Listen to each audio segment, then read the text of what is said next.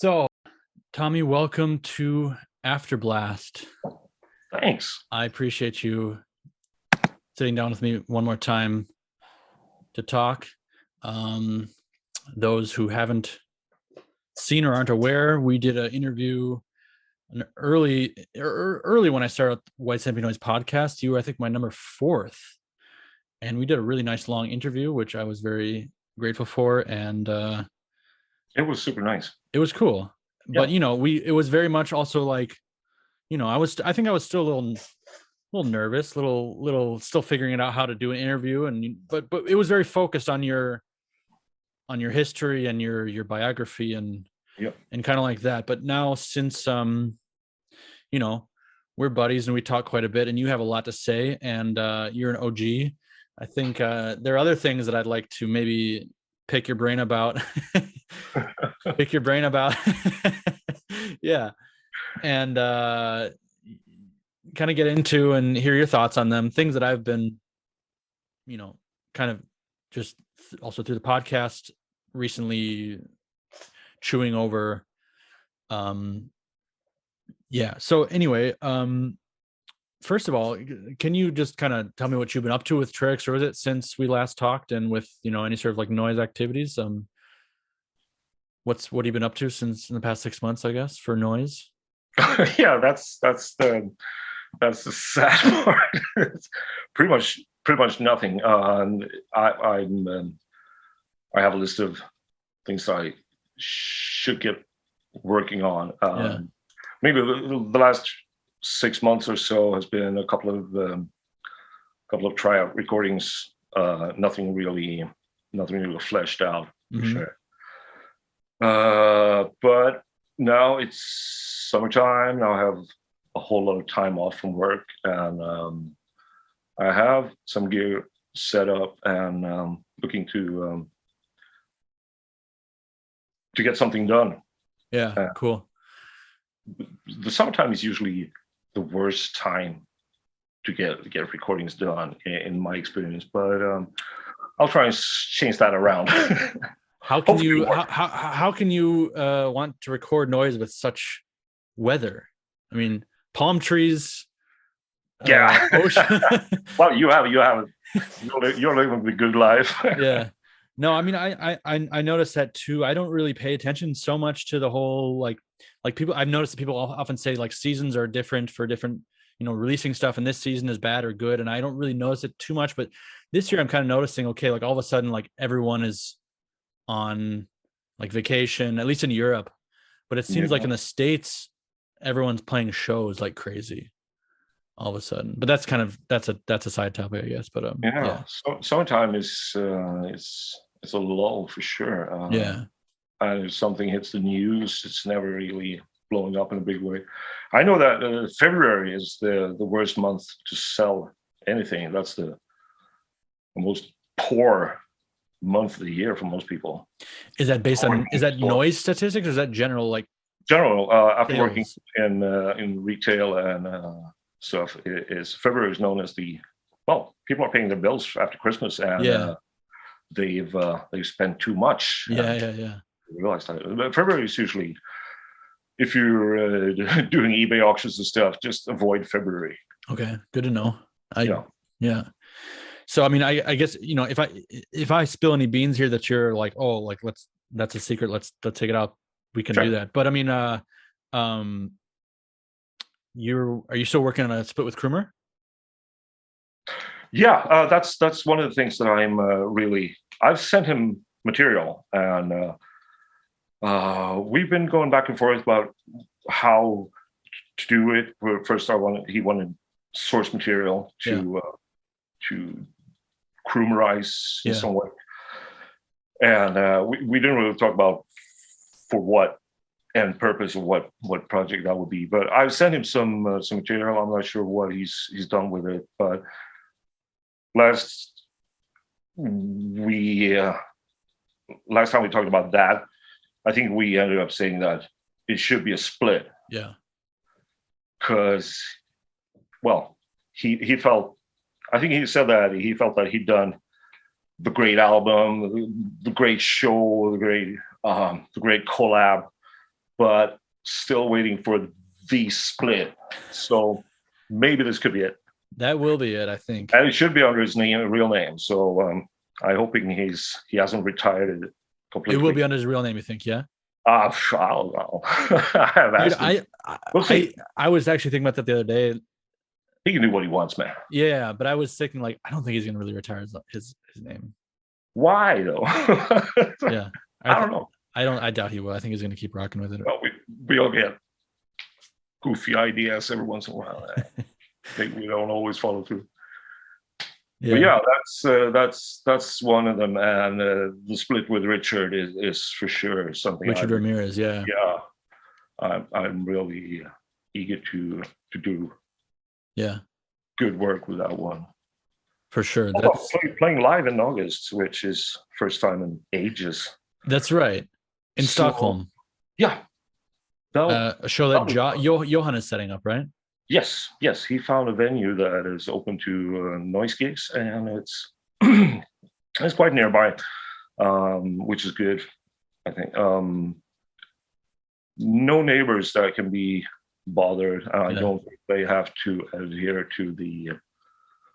There's 100 decibel maximum level for most venues in Sweden, but this should be underground enough to that you don't have to worry about that, because that sucks. Yeah, that's. I mean, I don't really have a mental frame reference for how loud that is, but that's not very loud. No, it's not loud at all. Not loud enough.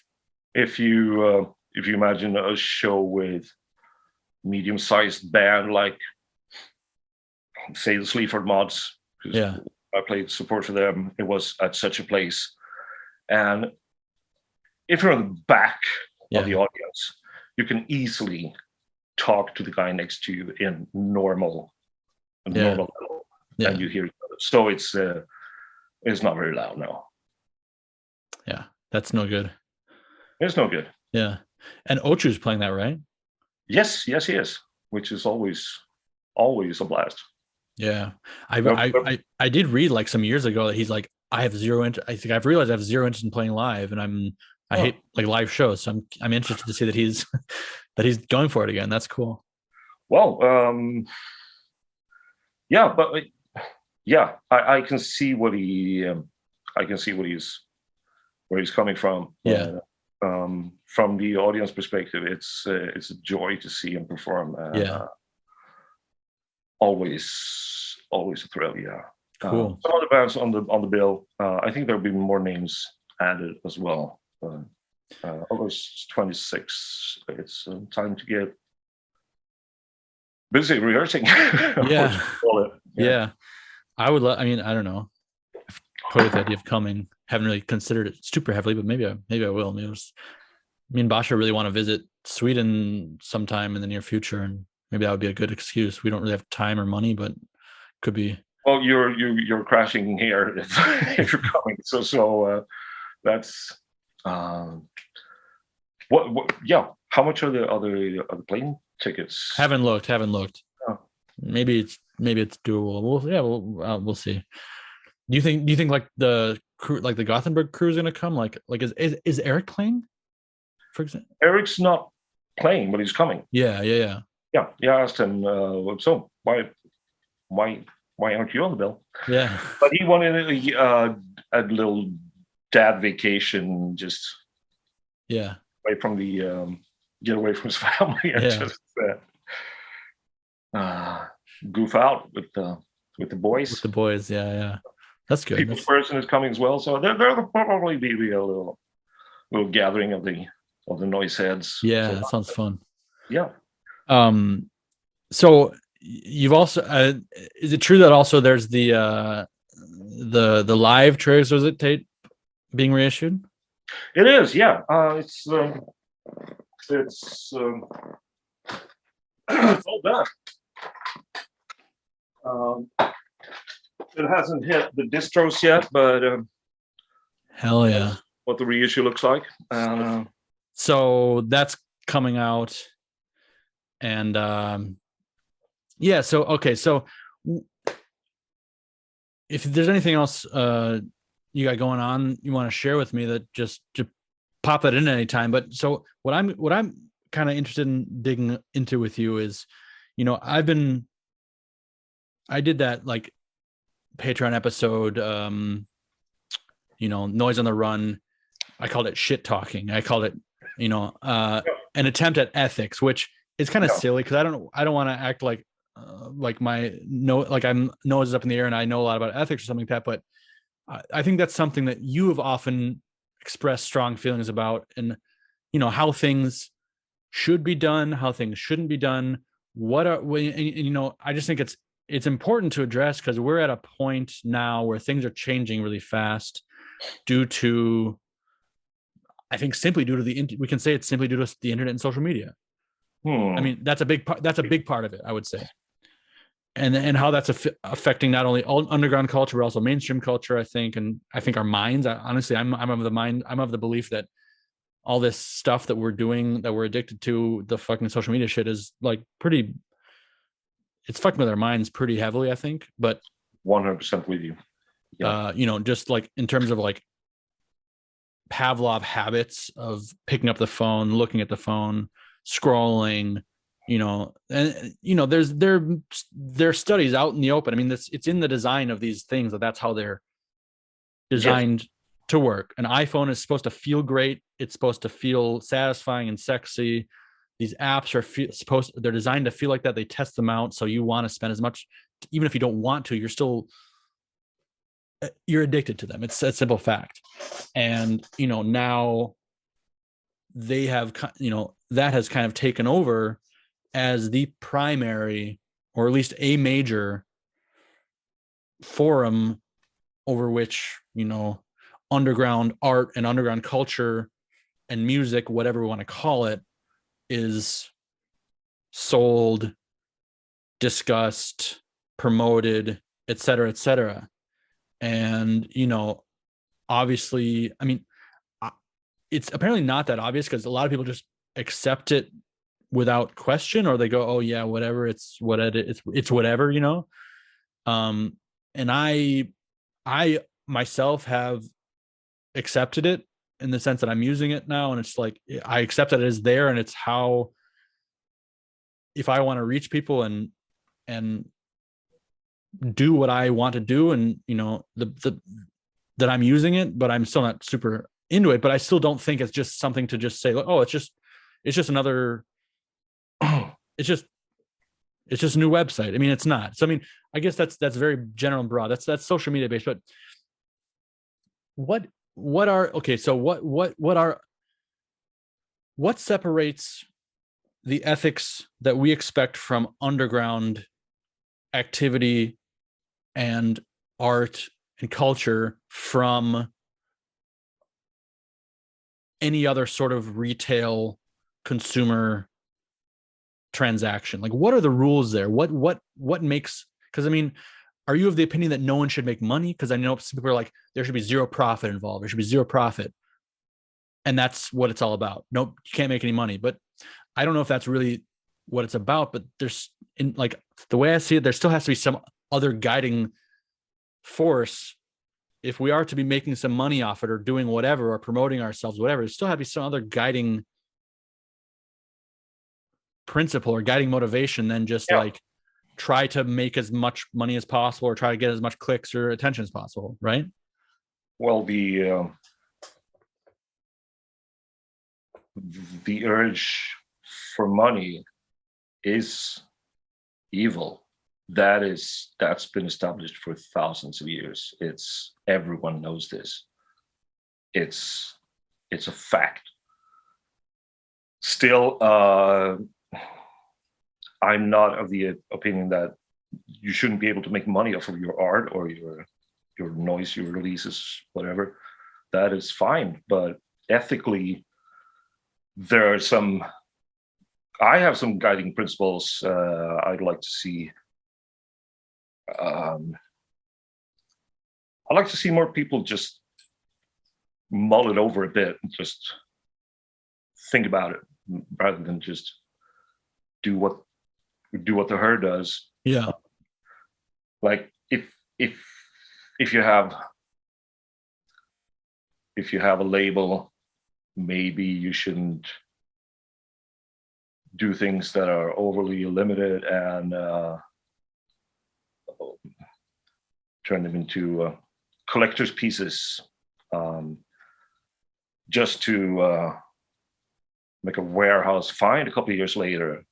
Yeah. Selling your own stuff at inflated prices, that's a bitch move. I like to see people do less of. But that's, it's basic. It's don't be a dick. Yeah. So what? But can you maybe identify some of your guiding principles that you have to yeah, business? yeah. More specific, it's get the artist's copies out first. That's the main thing I'd say. If you're releasing someone else's work, make sure that it sounds good, looks good, that the artist is okay with it, and that they get their copies first of all. Don't sell anything that doesn't exist.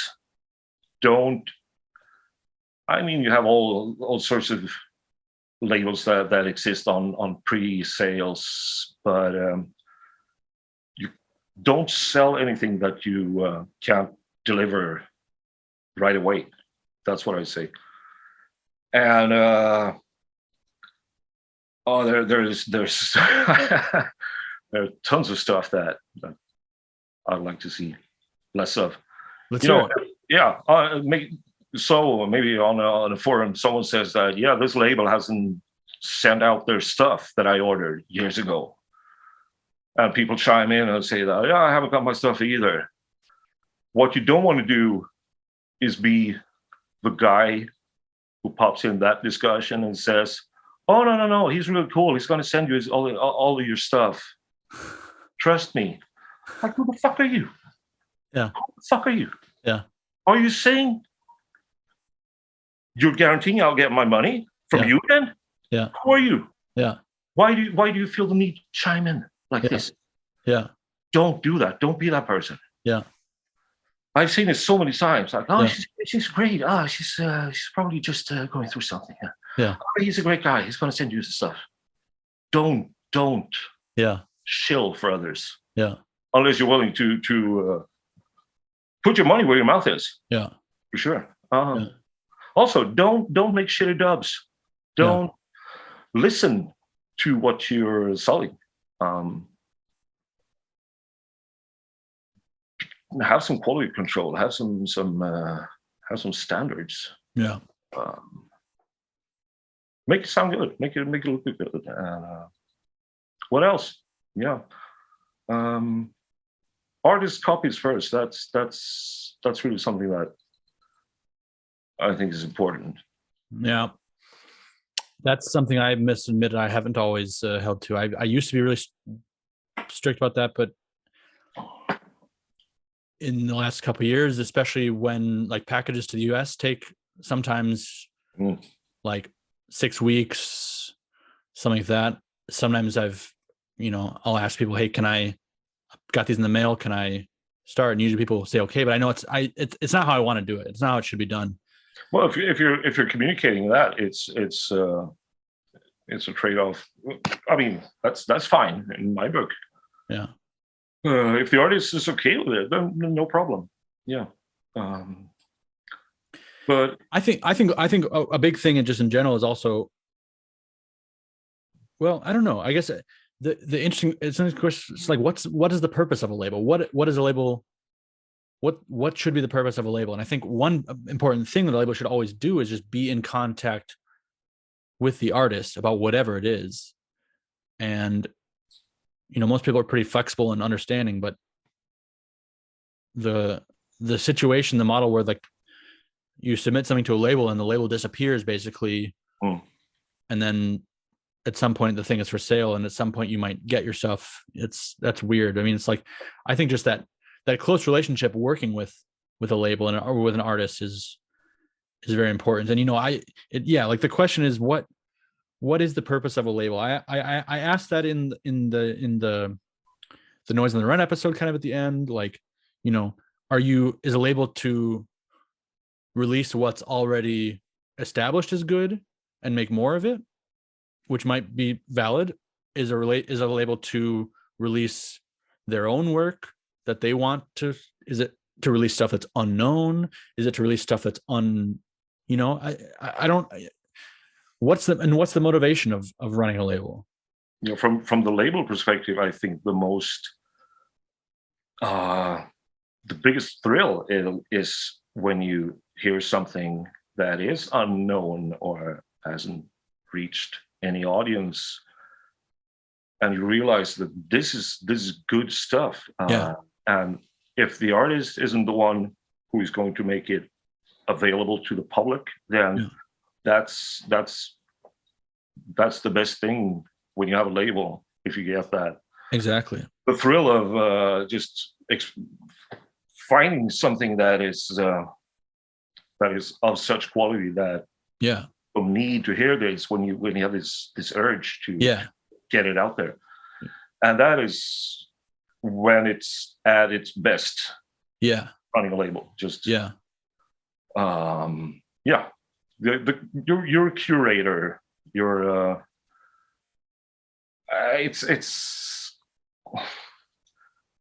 it sounds kind of pompous, but if you have a label, you're curating according to your taste.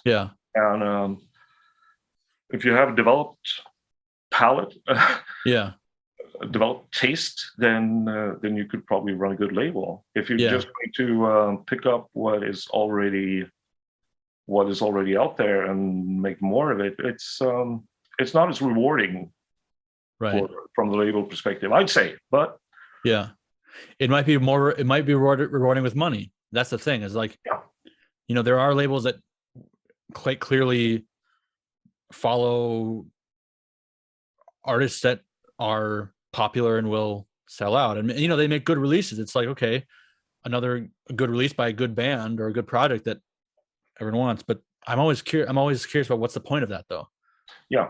And going back to marketing via social media and where we're at currently, I'd say that noise as a whole is so much greater than that. Noise is greater. It is eternal. It is and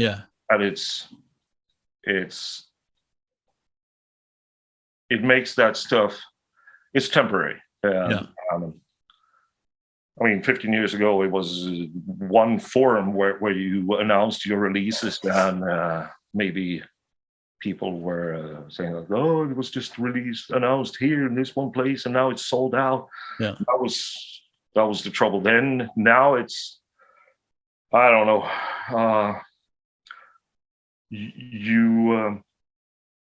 You set yourself up for limiting your audience, and you're probably not even aware of it. If you're running a label, selling your stuff, making it super limited. I mean, I've been doing those Mania tapes now for what? How long is it? 5 years? Gotta be about 4 or 5 years, 4 or 5 years. And I still get people writing to me that are completely new to me. They're fans of Keith's music, and it's great. Because if it took 4 or 5 years for this to reach them, that is awesome. They can still get the tapes, and there's an audience out there that you don't know of. Exactly. And we're all different, but what is rewarding to me from the perspective of releasing stuff, it's not very rewarding to constantly keep saying that no, it's all sold out, no, it's all gone since forever. But rather to say that here. Absolutely. Do you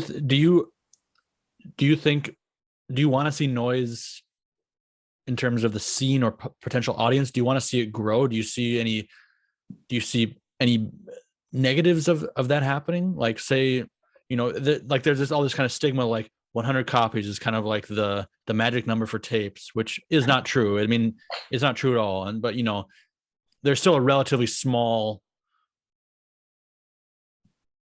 audience that we kind of are used to. But I honestly think it's grown quite a bit. And I think it's bigger than the core of maybe your guys that know, folks that know about you I think there are a lot more people that are interested that maybe don't follow or buy as regularly. But do you see any negative things about it?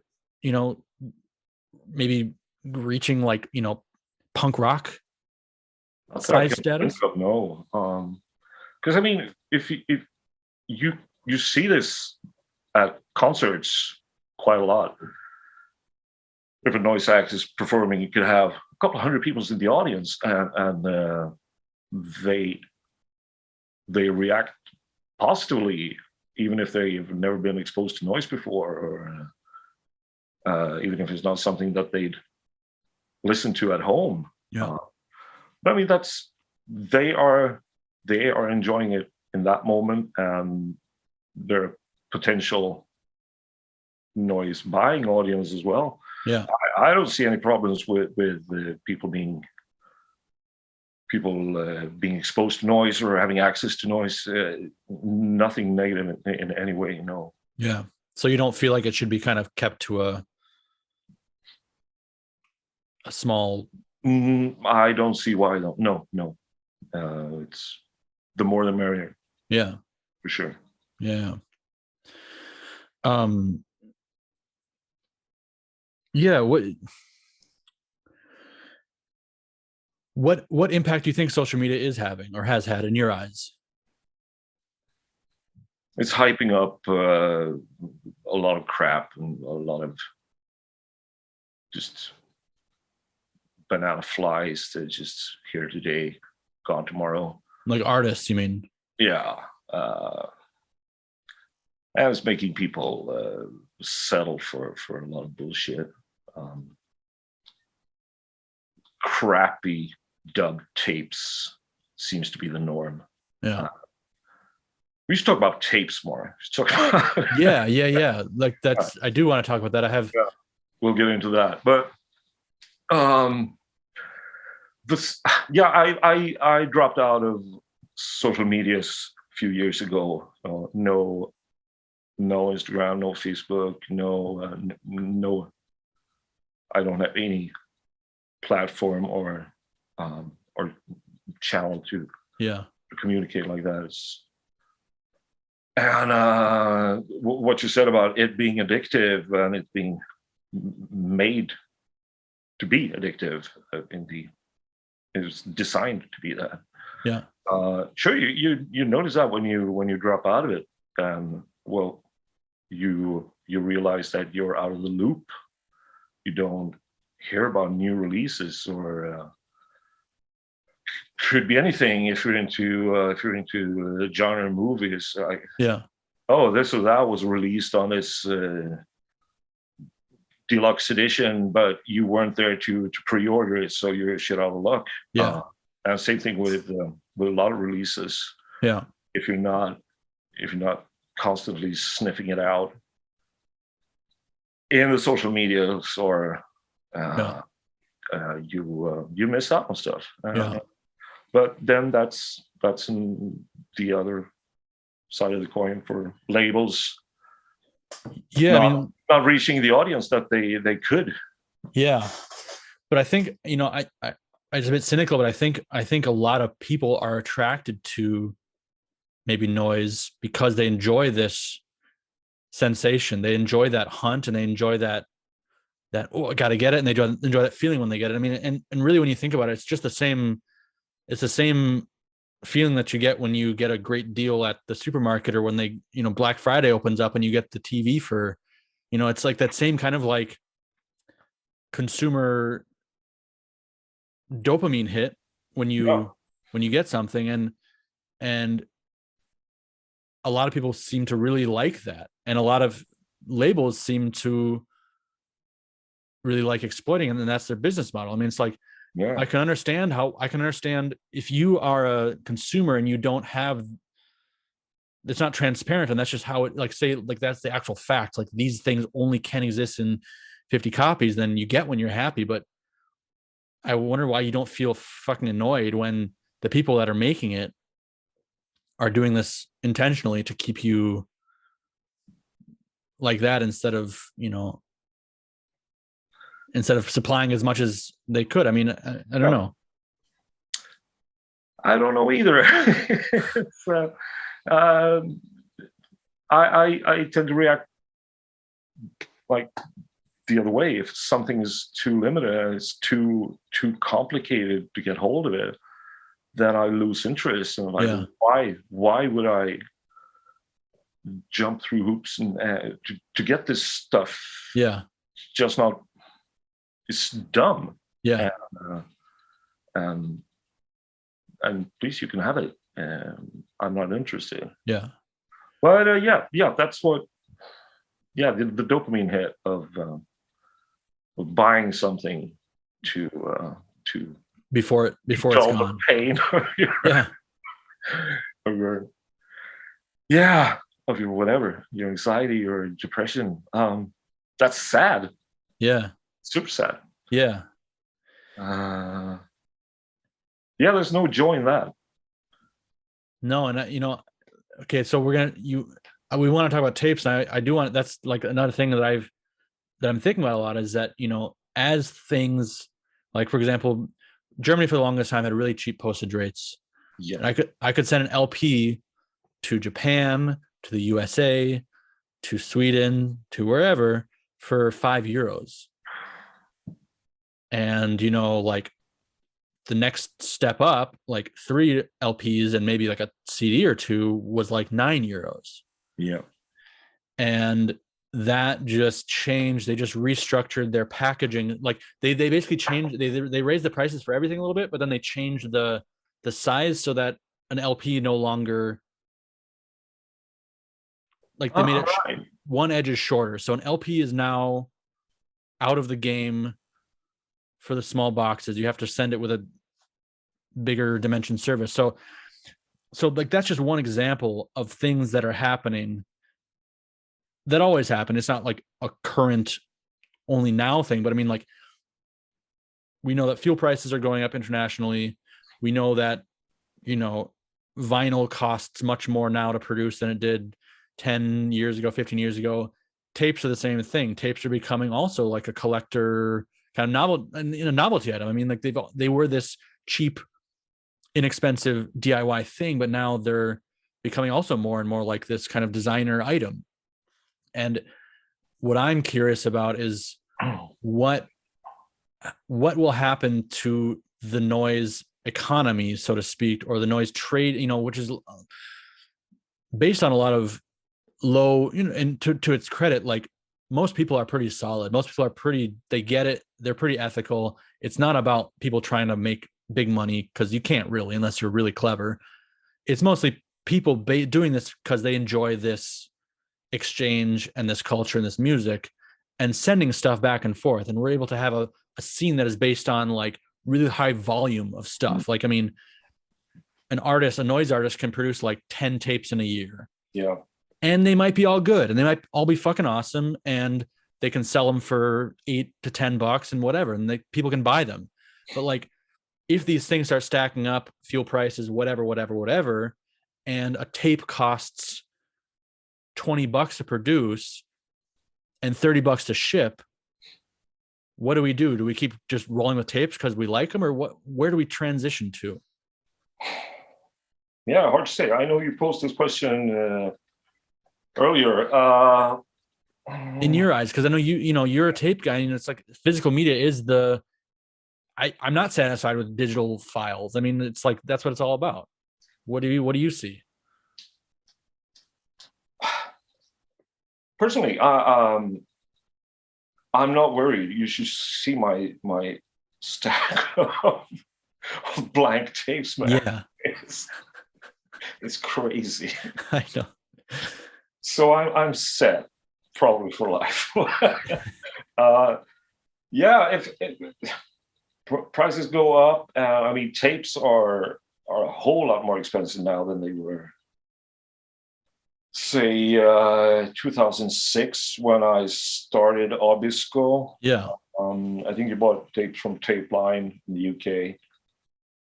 I think you ended up, when I calculated it back then, it's like you could get blank tapes, custom length, with shipping to Sweden. I think it ended up like less than 10 kroner per tape. So less Which than is like a euro. buck or a euro. Yeah. Yeah. It's for like 6 kroner, I think, which is crazy. Yeah. You can sell them for maybe, I think I sold them for $8, postage paid worldwide. Yeah. Which is still, it's a nice profit margin, but yeah, of course that you send out artist copies and stuff, so the profit margin is maybe right. Not so good when you calculate all of it. But tapes now, I'm not really sure if you're getting chrome tapes, might be like €5 each or 4 or 5. If you, I don't know what tape music, what their prices are, but cheaper than that. All right. Tape Line doesn't have any chrome tapes. Yeah. Right now, so I think in Europe it's tape music or nothing. Yeah, I mean, I'm in Germany, so I'm probably getting cheaper prices, but it's around €2 to €3 a tape. All right. Yeah. Well, I think the postage might add €1 per tape or so, but sure. Also I'm not sure what the quality is right now. If they're good right. tapes. Yeah, I don't know. I mean, they seem to be all right, but I can't really. I haven't A/B'd them or anything like that. I just kind of they sound good. They haven't any problems, but yeah. Cool. Yeah, all I've heard has sounded great, so yeah. No problem there. But where do we end up? Less tapes being made, and I think we've already seen. There was this glut of C10s around. Well, late noughts. Yeah. 2005 onwards, there was just C10s all over the place, and that's not happening anymore. So that's, I guess, the economic reality.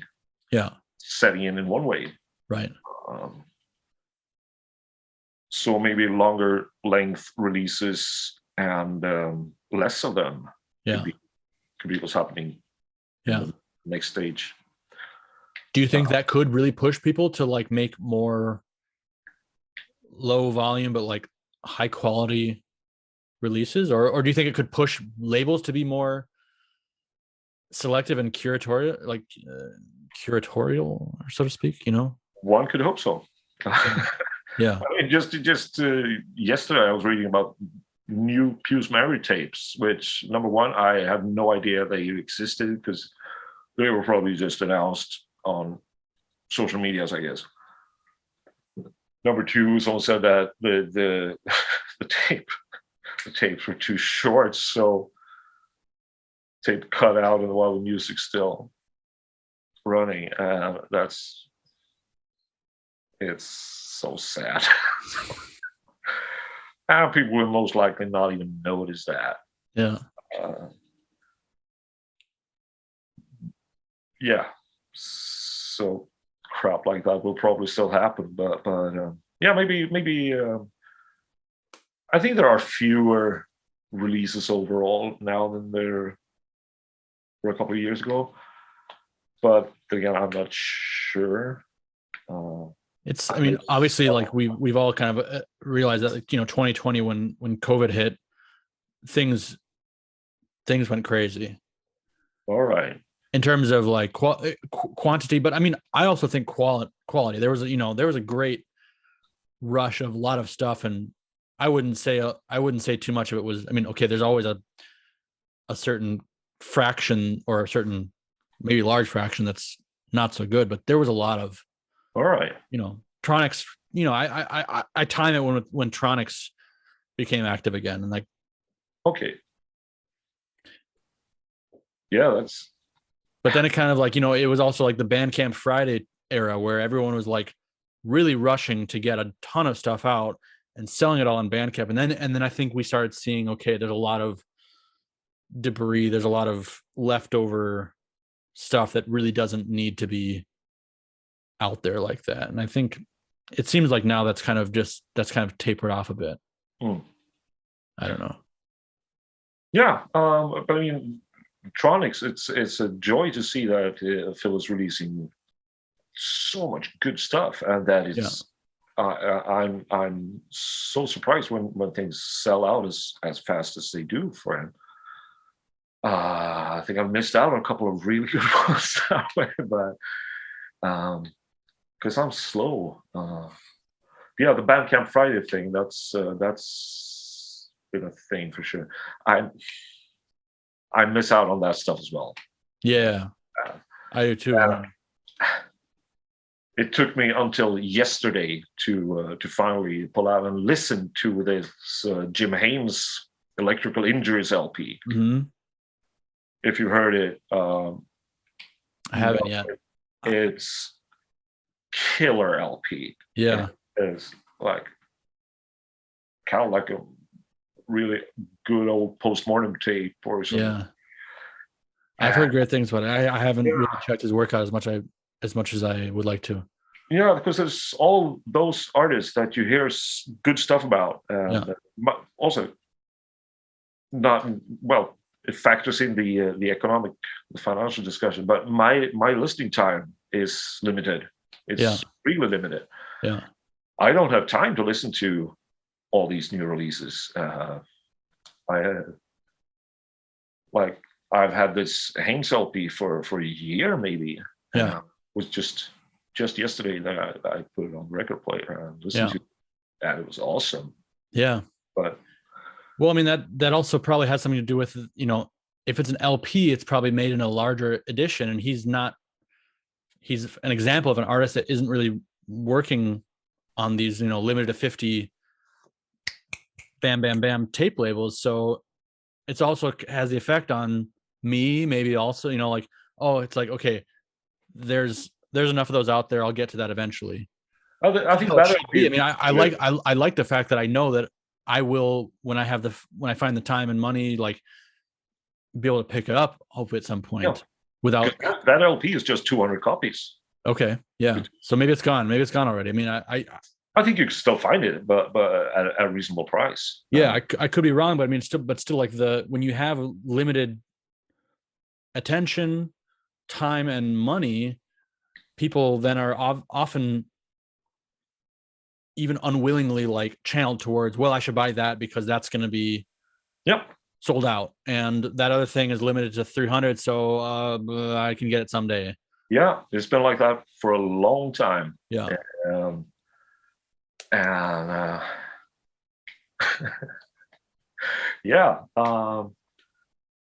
after a while, maybe people realize that all those batches bought because they had to, maybe a lot of filler. There's a lot of filler out there. Oh yeah, for sure. I mean, across the board. Yeah.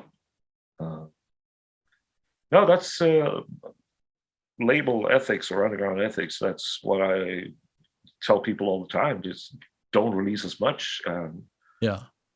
If it's good enough to release, then it's good enough to keep in print. Yeah. So keep it available if you can. Do what you can to If you think it's good, then why limit it so strictly? But we're different schools of thought, I guess. Yeah. So tell me a bit about the Sega Hoover days, because you guys were kind of running against that. Yeah, it's funny when you mentioned it. I was just looking at it because I was going through my archive copies, and we really didn't want to make anything artificially scarce or ridiculously limited. Like the one release that sold out the fastest, I think it was the Edvige LP. Uh-huh. It was 275 copies, but it sold out really fast. That was fun. Yeah. But when we noticed that, we made a CD issue of it as soon as possible, right, to keep it available. Yeah. But yeah, some of those releases still aren't sold out, I guess. Well, still aren't sold out, but I mean, like that LP, for example, the CD version, it's, I mean, it's so good. It's such a classic that I still, when I place an order with Luva, like Millstone, yeah, I'll oftentimes pick up another 3 to 5 copies, just, throw those in there, and then I have them in the shop, and then they sell out. I mean, people buy them, and it's like, people, obviously there are still enough people out there that don't have it. Yeah. And they know that it's great. They've heard that it's great, and then they pick it up, and no one's complaining about it. No one's, I mean, no one's like, oh God, I got this. Everyone who buys it for €5 is like, whoa, this is something I'll probably keep forever. Yeah. That was, for a while, that was my philosophy as well. As if you're releasing something, if you don't like it, I'll buy it back from you because it's worth it to me. Yeah. But yeah. Yeah. It should be. What was that like? That was killer LP. Yeah, and it's still out there. I mean, it's still out there in the wild for like a couple bucks for sure. Everyone should have that. What were the economics of that like? Because that's, pricing and profit, et cetera, are something that every noise label considers in a different way. And, there are people that, try to, survive off of it or have some income off of it, which, and there are also, you have to do that. You either have to be, I think, really focus on the highest quality possible and like just cranking out the heat in high quality and high quantities, or you have to be following some sort of, kind of scarcity or popularity model. And you guys neither. Yeah, and you guys did neither. I mean, but I mean, I'm curious. I mean, and you also had multiple people working at the, working for the label. Was there any wish or was there any like profit made that you guys could have in your pocket at the end of the day, or was it kind of like just to sustain itself? Well, after I think the label was running for 15 years or so, and I think at the end of it, we got maybe a couple of €100 each when you cashed out. When it was all when we terminated the label. Yeah. But the economics of it, we started out, me and Jonas, just wanting to do something, and he's had his fanzine and a distribution service, and I got my first kid in '97. That started some sort of creativity, some urge to be more creative. Somehow, while it was in the time. At a time when I had the least spare time. Yeah, that's how it works. That's how it works. Yeah, but we kicked off with Blood being one of those, like, people need to hear this. Yeah, and Government Alpha, who I've been a fan of since I first heard him on Extreme Music from Japan, I think. So we've been in touch for years, and I was like, "There's no Government Alpha LP, like." Let's make it happen. Yeah. That would be awesome. So it cost a bit of money to press those, and it was hard to get any wholesale or any distribution. It was at a time when Japanese noise was really, it had peaked. You had the 90s. Mm-hmm. Japanese noise trend, but by '99 it was in this hot, Is that when Sega Hoover started? Is that the first? Yeah. I think 99 was the year when we did Government Alpha LP and the Blood Stage.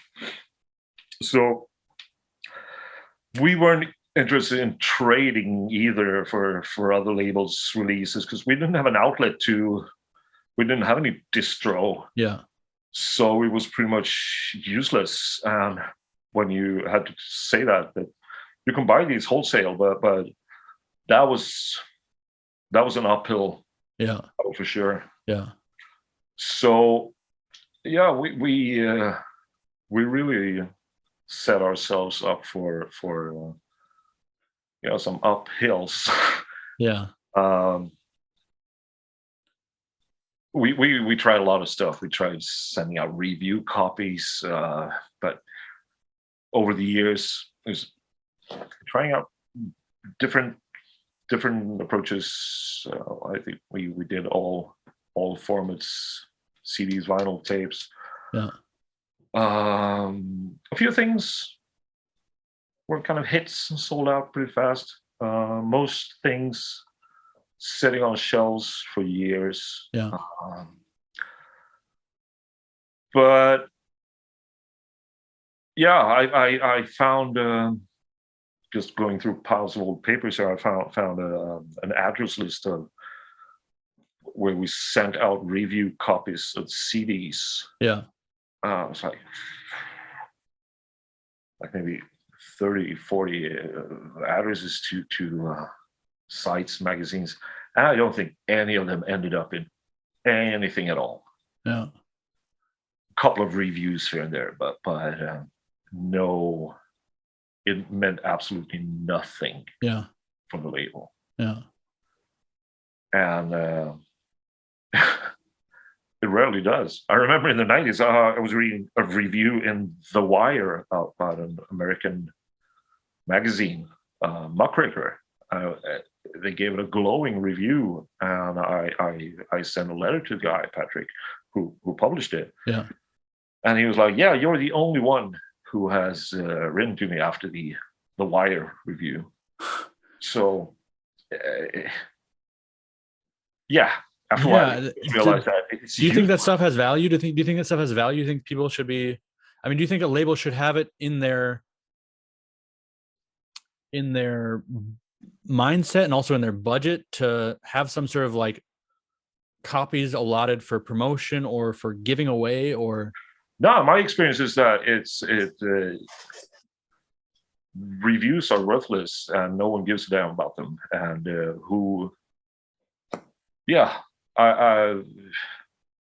some people reviewing stuff are absolutely clueless. So don't send out any review copies. That's my advice. Well, giving copies weight? That's probably way better if you meet someone who might be into it. Yeah. What I kind of think is sometimes a misconception, or I don't know if it's a misconception, but labels or artists sometimes feel frustrated because they've sent copies to like The Wire or to some kind of like outsider publication and are always disappointed.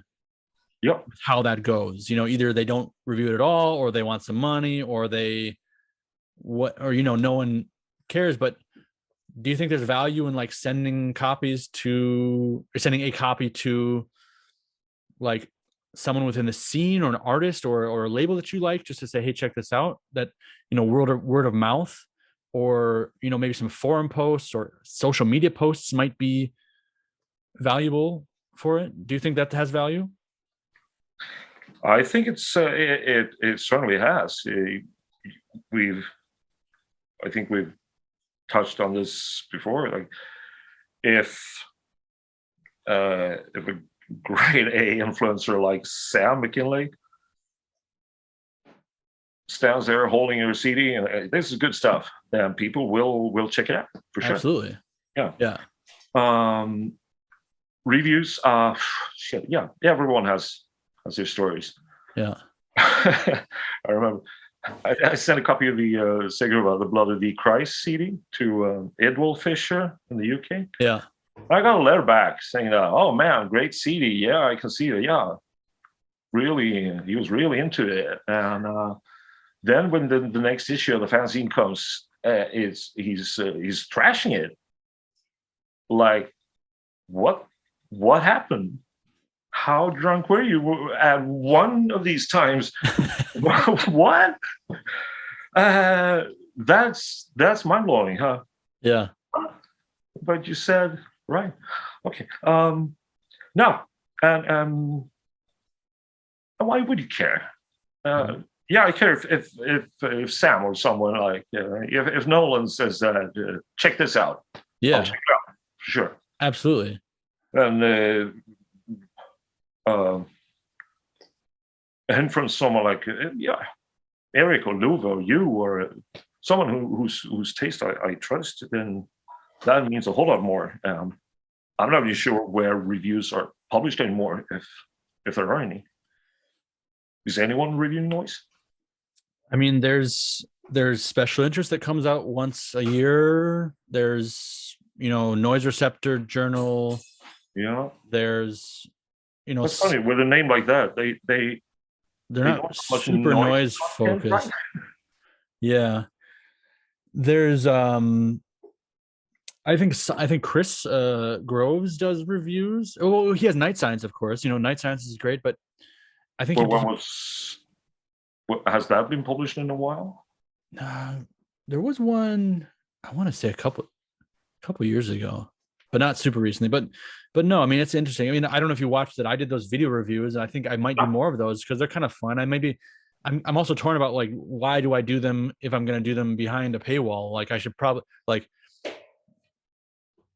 it's kind of like I should probably, if I want them to have some sort of impact and people to maybe listen to them, I should probably make them available for anyone. But, well, yeah, I'm happy doing this behind the paywall. Hey, patrons. Yeah. Big up. Yeah. Thanks everyone who's supporting and checking this out. Cause I mean, I don't know, this is cool. Yeah. I feel like it's more of a loose conversation and, you can be more straightforward. I appreciate the reviews you've done, and keep them coming.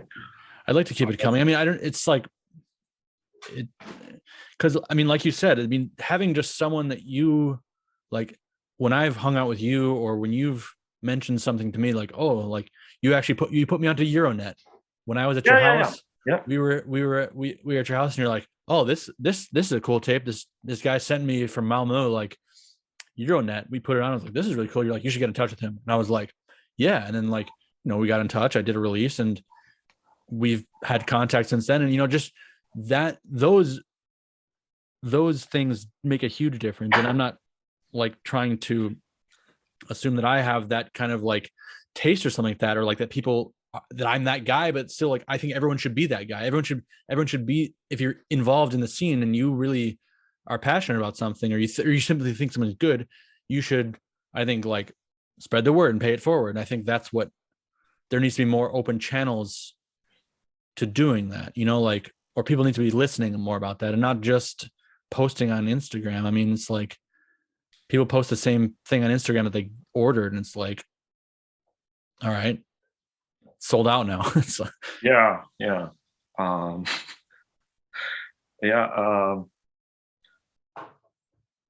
it's not about informing or giving people tips or suggestions, recommendations.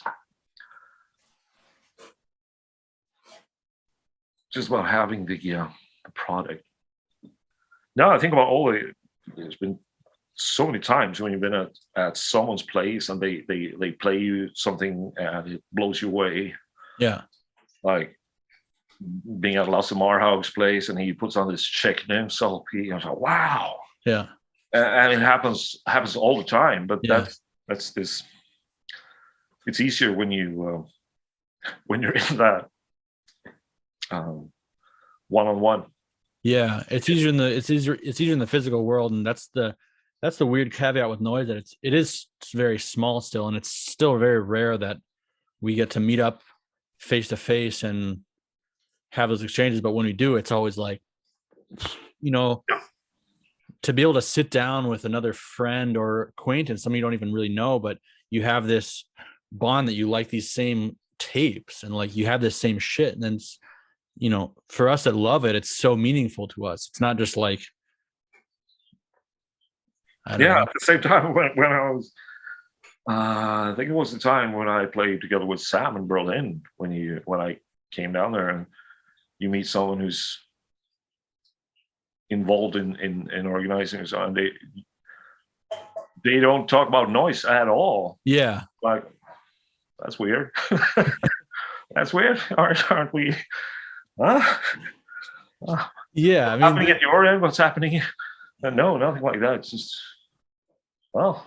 Yeah. But there's that too. I mean, yeah, different people, but it's a lot always of people who aren't really into noise. Who's just, yeah. I've noticed quite a bit when I interview people, some artists, but mostly older artists, I guess.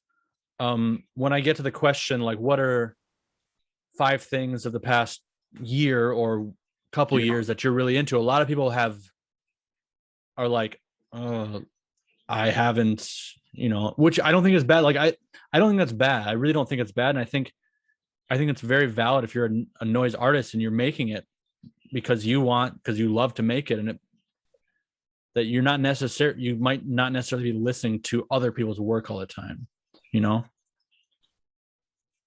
Also, if you've been involved for some time, yeah, you have a selection of stuff to listen to that is so much larger than exactly. newcomer. And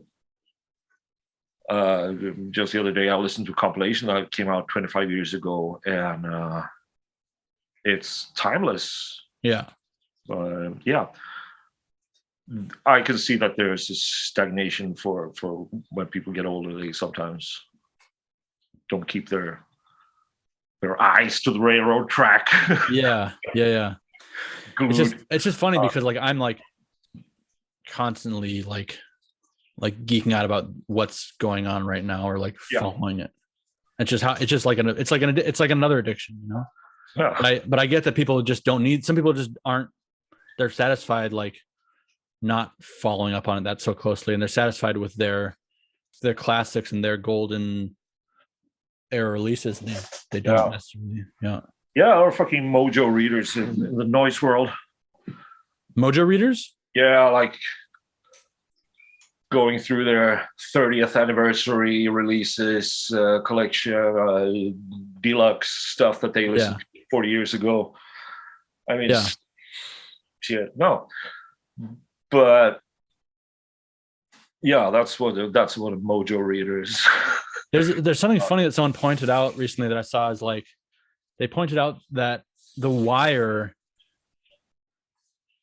when they reference noise still in 2022, they're still mostly referencing like Wolf Eyes and Dillaway and like someone else, like, you know, that for a lot of people, they never really got over that and got beyond that. I love Dillaway, by the way. Dillaway is amazing. And I've got nothing against Wolf Eyes, to be honest, but like they're still like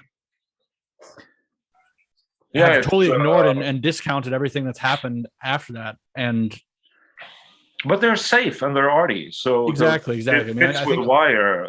I know that I've never actually read The Wire, but I've heard things about their, you know, I've heard about their. That's pretty much unreadable. Yeah. And I haven't read it in 20 years. So, and also Dillaway is an absolute king, for sure. Sorry, say it again? Yeah, Dillaway, absolute king. Yeah, absolutely. Sure. So, if they reference that, they I have no idea what they're writing about these days, but it's probably it was boring magazine. Yeah, but for me, it's kind of this double-edged sword of people being like, you know, in the kind of art world, like too cool for noise. Like they're like, oh, noise.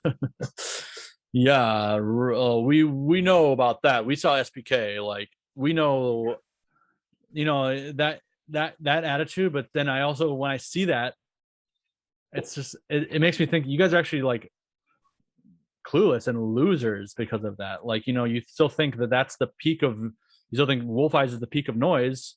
That was a phenomenon in noise in 20 years ago now. Like, don't you guys realize that there's a lot of crazy cool shit that's happened since then? But it's, I don't know, it's the politics, the aesthetics, or whatever that kind of just, people enjoy writing it off wholesale or thinking they've understood it, or the comments, finally something fresh in noise, like finally a noise artist who's actually doing something original instead of following the same old this and that. It's just like, yeah, have fun. If you want to stay over there, then that's fine. Like, Yeah, that's the bottom line, isn't it? Like, why came? Okay, good for you. Yeah. Why would I care? Yeah. Yeah. Nice opinion you have there. So what's your you have a tape eraser, right? Yeah. How are those tapes holding up that I sent you? Those ones that you ordered from the States. Are you using those for like upcoming releases? They hold up great because most of them were chrome and metal tapes. Some of them have degraded or bad batches, I guess. But tapes have a longer lifetime than most people realize.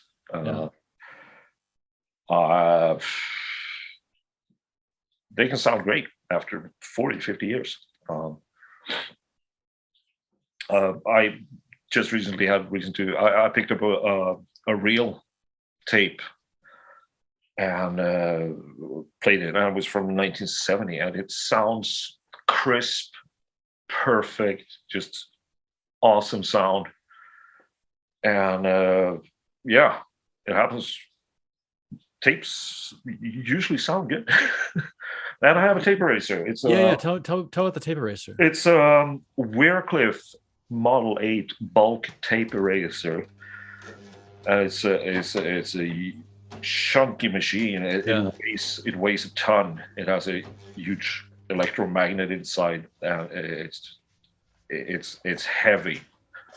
Yeah. And it's kind of like an old VCR, and you have a slot that you put the tapes in, and it's large enough for 12-inch wheels, I think. And you can do up to 2-inch wide or videotapes or pretty much anything. Do you put multiple tapes in at once? Yeah, you can. Not if you have a couple of cassettes, you can just have them together and slide them in there. It completely wipes out all signal on the tape. Just like you said to Remy the other day. Yeah. It makes them sound like virgin tapes. Cool. But some of them, if you're using Type 4 metal tapes, you have to run them a couple of times through the eraser because they store the signals so much better than normal grade tapes. So if you're reusing older tapes like chrome or metal tapes, you shouldn't think that the erase head on your cassette deck is enough to completely wipe out the signal. You might get underlying. The old recorder might still be heard underneath whatever you're recording on it. But please, if you're releasing tapes, learn about tapes. You know that video I sent you a couple of years ago, the UK guy. Yeah, I'll put that up there. Maybe. Post a link to that one because even if you have been using tapes for a long time, you can still learn a lot from that. Yeah. And I mean, people should understand why you should have a good deck. Yeah. Like why do we have 3 heads on a tape deck? Yeah. It's for listening, so you can compare the source to what is actually being recorded on the tape. Yeah. And you learn how to use the bias function and stuff like that, and listen to the tapes that you release. Make sure that they sound okay. Yeah. It should be basics, but took me quite a while to. I had gone through a lot of shitty decks, and when I got my first Nakamichi deck, it was like, wow! It opened up. It made old tapes sound so much better. Yeah. And killer. And all those things that you don't really care about when you're younger, like swabbing the tape heads with just cleaning them every once in a while, demagnetizing them. Yeah. Most people don't give a shit about that, but if you're going to release tapes, hey, should maybe get a good deck. Yeah. Yeah. Do you have a good servicer? I have. For real tapes machines, I have 10 minutes away. I have Gerhard Schubert, 80-year-old guy. He's an authorized Revox Studer technician, the only one in Scandinavia. Wow. 10 minutes away? Yeah. Wow. Okay. He's servicing high-end real machines. Like I said, this Revox A77, and so I always have time for a Revox A77. He loves them. Now for cassette decks, I have there's a decent place nearby. They charge €25 fee to just estimate what is to look at them, and that's probably half of what most others are asking. Half of what I paid for them to tell me my Technics decks are not replaceable or fixable. Yeah, but they did a good job. I have a NAD 6300, awesome deck, and there's a TIAC V5000. 4,000? Yeah, read for shit. No, it's a V5000, right? It's a really good one. Cool. There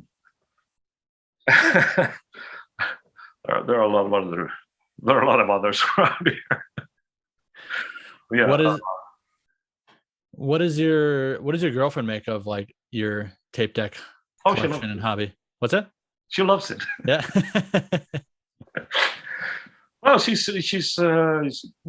taken to it. I mean, she's a fairly normal modern person. As such, she don't really use tapes a whole lot, but she's. I'd come home from work every now and then. She's playing a tape that she's found.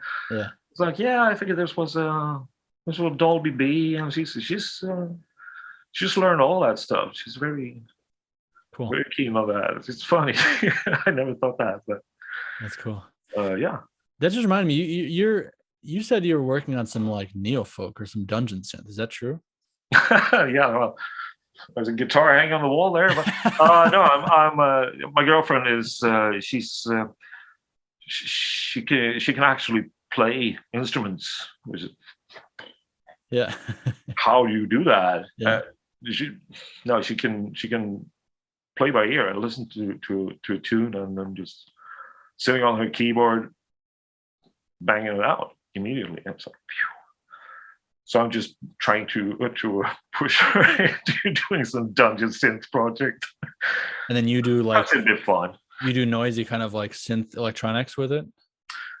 We haven't come that far. No, she's quite reluctant. She hasn't really taken to the dungeon synth sound genre. Yeah. I'm surprised. When you told me you were getting into it, I was honestly shocked. It is shocking. It is.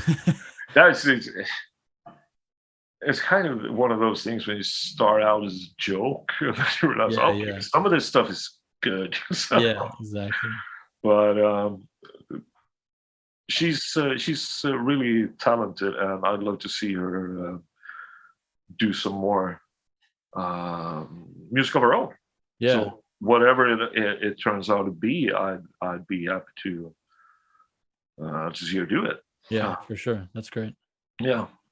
So we have quite a few real instruments here at home right now. Cool. So who knows? Yeah. But girlfriend boyfriend projects. Who are there any good ones? I think so. Yeah. I'm sure. I can't think of any, but I'm quite sure there are. Yeah. Yeah. I'll think of some. Yeah. What's your what kind of setup are you rocking right now with TRERIKSRÖSET? It's kind of different, but usually a microphone or two, or maybe a shaker box, maybe a contact mic, or some sort of through some chain of effects, two or three lines into the mixer, and straight out is what I usually do. Yeah. It varies what stuff I use. It's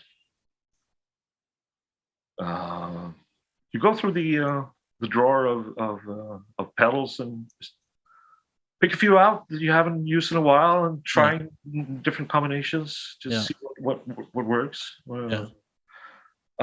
It's always different, but it's usually a couple of lines of feedback usually. Yeah. Well, I'd say most of it's feedback based. And like you're not like experimenting with weird sources or anything like that, or rarely, very rarely. Sure.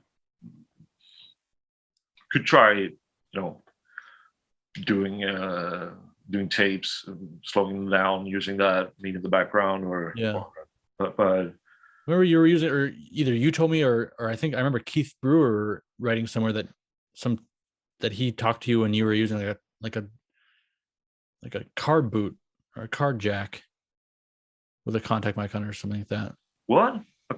Like the I don't know what it's called, like the device that jacks up a car. Is that not true? No. Or some sort of, I guess I understood it like that. The little thing with the crank that yeah. I know. I know. I thought he said, or you said, that you were miking up one of those things for something, like the split with Alpharmania for the New York City thing, or maybe I'm wrong. Yeah, maybe he misunderstood, or I totally, or nothing like that there. Wow, interesting. I don't know. Try to find that email. I think it was posted on some forum or something. All right. Huh. Well, Keith, rest in peace. I think you got it wrong. Somehow. But no. I've done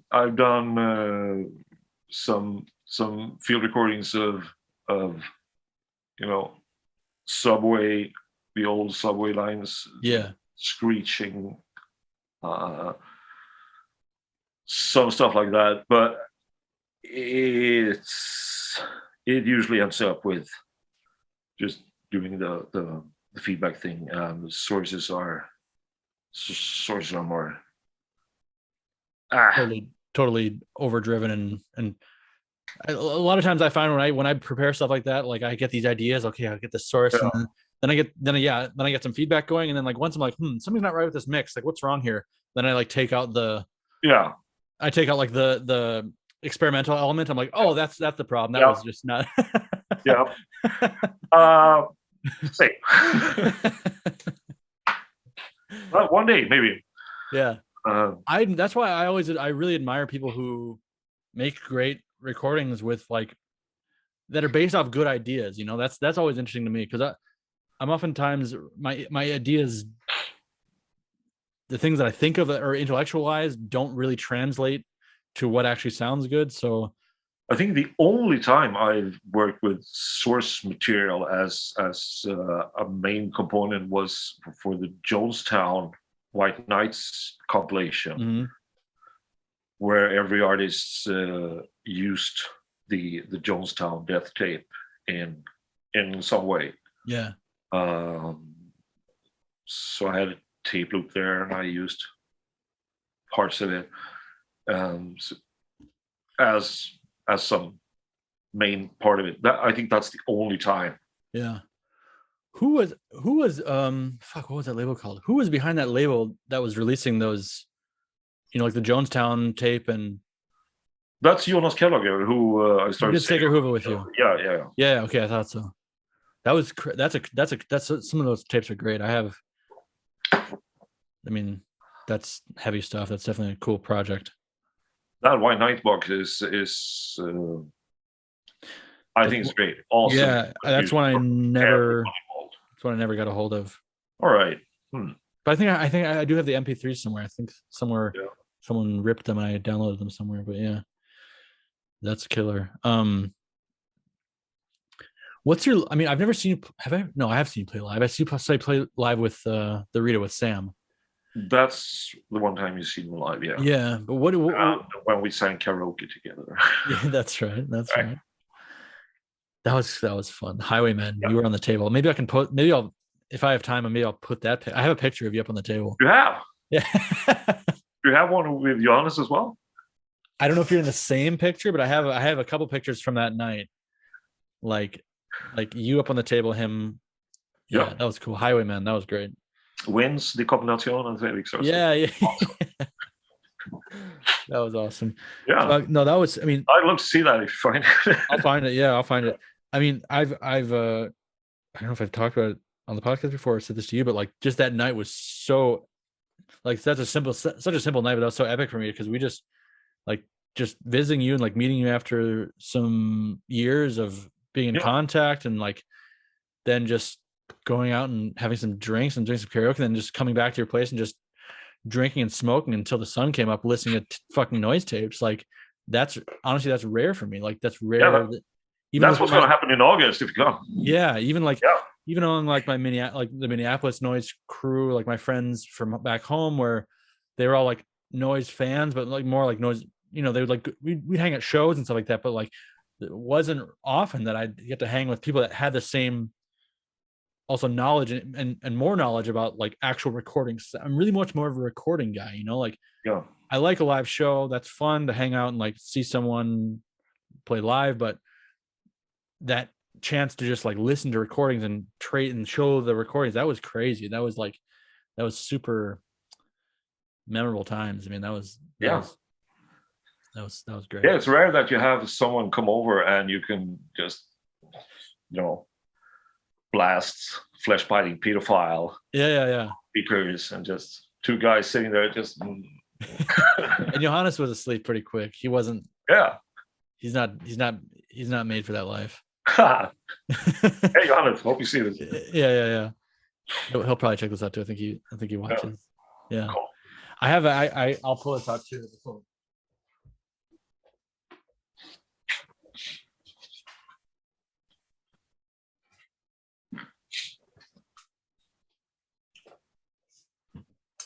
I've got to send these back to you, but this will be interesting for people to see. Is you really do all your TRERIKSRÖSET recordings, like you record them to a tape master, and that's your master. Like you have a shelf up above,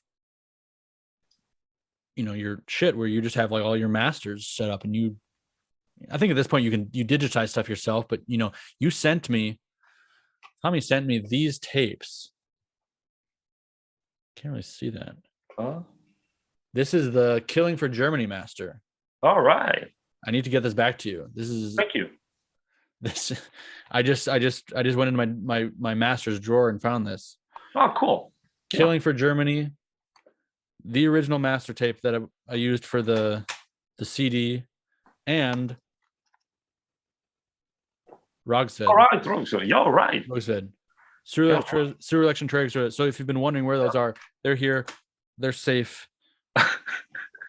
the fact that we're talking That part is I haven't. It's not as organized as I want it to be, but yeah, exactly. Trying to get my masters all in one place.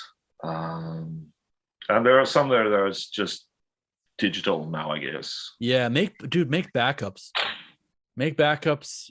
Yeah. Make digital backups, because I don't know. I mean, you live in an apartment. I mean, knock on wood, I don't want to say anything bad, but you know, something could happen. If something happens and like the physical things are. Yeah, thanks. I'm worried about that too, because I'm really bad with that. And I worry about that, you know, like you should always have a copy of something actually like at your folks' place or at your, you know, in a different city. So if someone cleans you out, comes and robs your apartment, whatever, they go, oh, let's take this shit. One copy of something, and that's your whole fucking. That's your whole.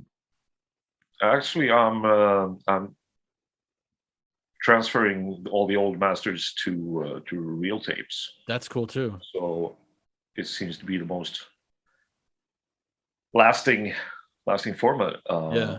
And best quality. But yeah, could do digital copies as well.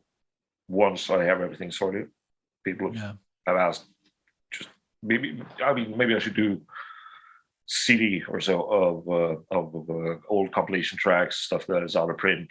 It's something I've been wanting to do. Oh, like a release one? Yeah, for sure. Yeah, could be a CD, could be a double CD, but dude, that'd be killer. Yeah, I think it would actually be valid. Absolutely, because for all the talk about making stuff available and having it be available, a lot of your particularly your older releases, even the ones, I mean, your shit's just good, so people buy it up. I mean, you have dubbed a ton of tapes. I mean, some of those older releases are not available and not hearable. I mean, even vinyl, I don't know, you've probably made a fucking million of those, but you could still do a vinyl CD and it would be a very there's still a ton of people who haven't heard it. I guarantee you that. And even if they have heard it, having a CD version, it would be a very, very good thing. It's just half an hour, so you could cram something else on the CD. Put vinyl and I mean, you did a 12-inch version of the heteronormative music, but you could do those two together, for example. Those are both C30s, right? Yeah, that'd be nice. That's all great stuff, and you made you made copies at that point, but they're still not easily available. I mean, I think Matteo might have the tape original to heteronormative. I should ask him. Yeah. But yeah, I mean, if someone would suggest that, then sure. Also, I like to see Sex Regler being reissued somehow, but exactly. I'm not going to go. Hey Phil, like, but if he wants to do it, then fine. Or if someone else wants to do it, then I think that since he did the CD version, maybe he has first dibs. But all right, we'll see. That would be great. Vino and heteronormative, that sure would be awesome. It's always nice to have a stack of CDs too, for sure, to hand out as well. Well, then let's talk off air. Maybe we can. Yeah. Oh yeah. Why not? Yeah. Yeah, and I would like to see older material being available. So that's something. Blood, the puking blood. Yeah. I've always seen the cover and thought. I mean, I think it's on YouTube, but I've never. You haven't heard it? Scary. I've never wanted to like. I've seen this on YouTube, but I'm like, I want to hear it someday, the real thing.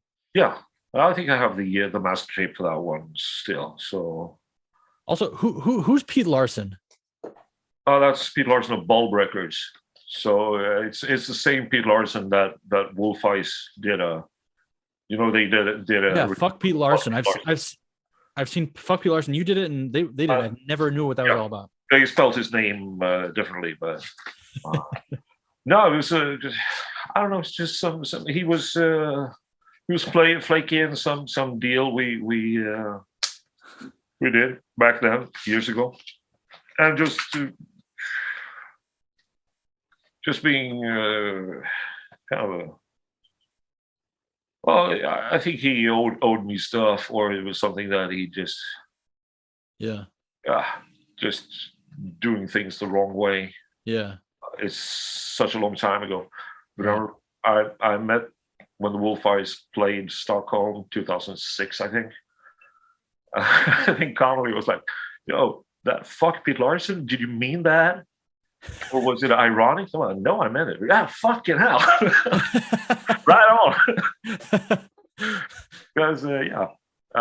Also, it's been a kind of a hobby to just steal titles.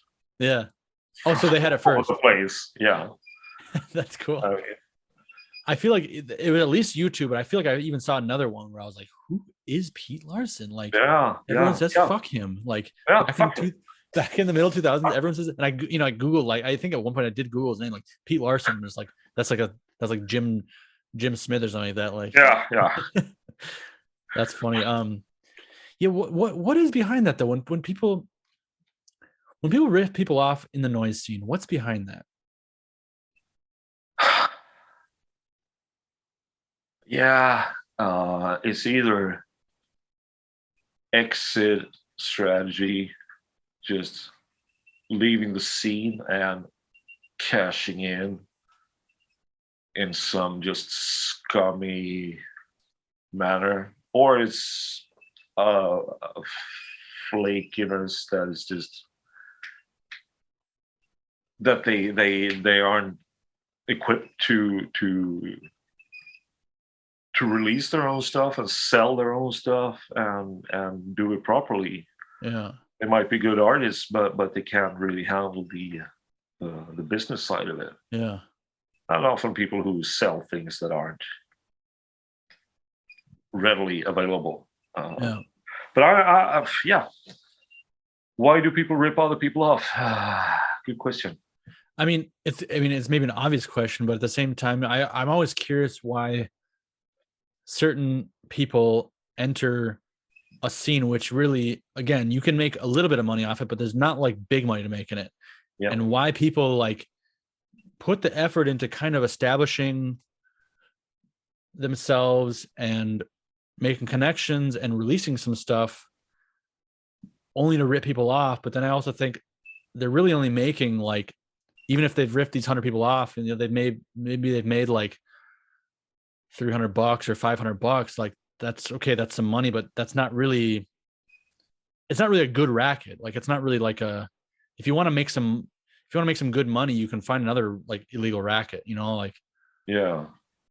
But maybe you get the social standing with artists or people that you think are important. Yeah, you do. And there's if you rip off the regular guy, yeah, I'm still friends with because of my label activities or whatever. Exactly. So there's that. I do notice that there's kind of like a some ripoff guys get kind of like a elite status, like they're kind of known as being like ripoffs or sketchy, but they don't, and they kind of have like a snotty attitude, like they don't really associate with the guys at the bottom. They don't answer emails. They don't like. We're talking about above that. Right? We're talking about Christian, right? I'm actually I'm actually not talking about Christian in this case. But he's maybe a good example. Well, great, a couple of years ago. Exactly. Yeah. There's like guys that kind of like are cool and they're connected with artists and they have some sort of history, but they're like untouchable to like the people kind of like down there, and people just kind of continuously like look up to them and buy their stuff, and they kind of still enjoy this status, and they're kind of celebrated when they come back and start making it right, or the people always want to give them a second chance, and whereas instead of people being like, fuck this guy, he's a loser, like people still kind of have this reverence for them. And there are always these people chiming in and say, oh, he's such a great guy, yeah it's disgusting. Yeah, it's weird. I mean, I know what you're saying. There was recently a thread on Special Interest about Christian's current issue not delivering packages to a lot of people. I don't know. I mean, I only speak from my experience, it's like it's not much. It's like one tape. Yeah. I'm not worried about it, but I've kind of gathered that a lot of people are waiting on a lot of stuff, and it was crazy because everyone has their different thing. Oh, he's gonna get through it, and one guy was like, "Isn't it rude to like?" Because someone was like, "Oh, he's been going through this and this," and someone was like, "Isn't it rude to tell about his personal business on here?" And it was just kind of like, "Dang, that's crazy." Like, it's super rude to rip people off. Like, Yeah.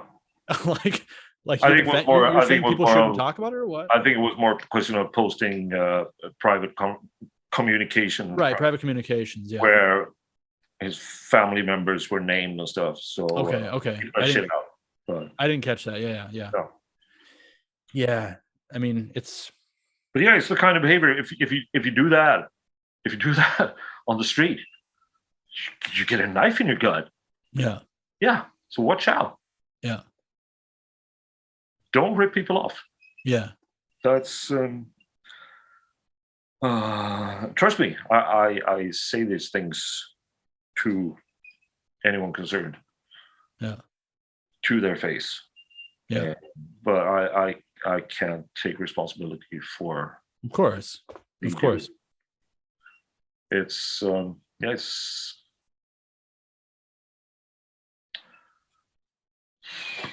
Yeah. Sad. Let's hope it works out in the end. Yeah. I mean, it's not. I mean, we mentioned Christian, but it's not an isolated incident. I mean, he's not. It's a phenomenon that people do simply. Yeah, you can't really give a blanket answer to why people do it. Right. But I'm always. But I'd like to see more people being open about it. Why wait a couple of years? Right. Yeah. There is always this. Like, oh, I'm not going to name. Like, has anyone been ripped off by this one? I got ripped off by this one person. Someone's like, oh, who is it? Well, I don't want to like, Yeah. And everyone's kind of like, well, I don't know why people protect each other. I mean, why people protect that? I mean, it also doesn't also mean the person is like can't remedy it or is absolutely only a piece of shit. But if they're being a piece of shit, they should be called out for it. And until they make it right, they should be, treated as such, I guess. I don't know. Yeah. So many scummy people out there. Yeah. Like the guy who wrote to me saying, "Oh, I saw this post on Instagram. This RJF print was a risograph print." Yeah. I was like, "Oh, is it possible to get some?" Like, sure, if you want, I'll send you a bunch of. Do you want some other posters as well? Just send me money for postage. I'll send them to you. Yeah. Then I see he put them up on eBay. Right away, it was $25, whatever. Like, wow. What a piece of shit. Wow. But yeah, you sent out an email like saying, I have a small blacklist, I have a small shit list, but this guy's on it. And like, I'm happy to share that list because fuck those guys. Yeah, who's on your shit list? Who's on your blacklist? I haven't updated in quite a while. But it's that guy. So you put me on the spot. I can't remember, but I have this mental shit list of people who I wouldn't collaborate with or work with in any capacity. But it's they know, I know. Yeah, you don't have to know.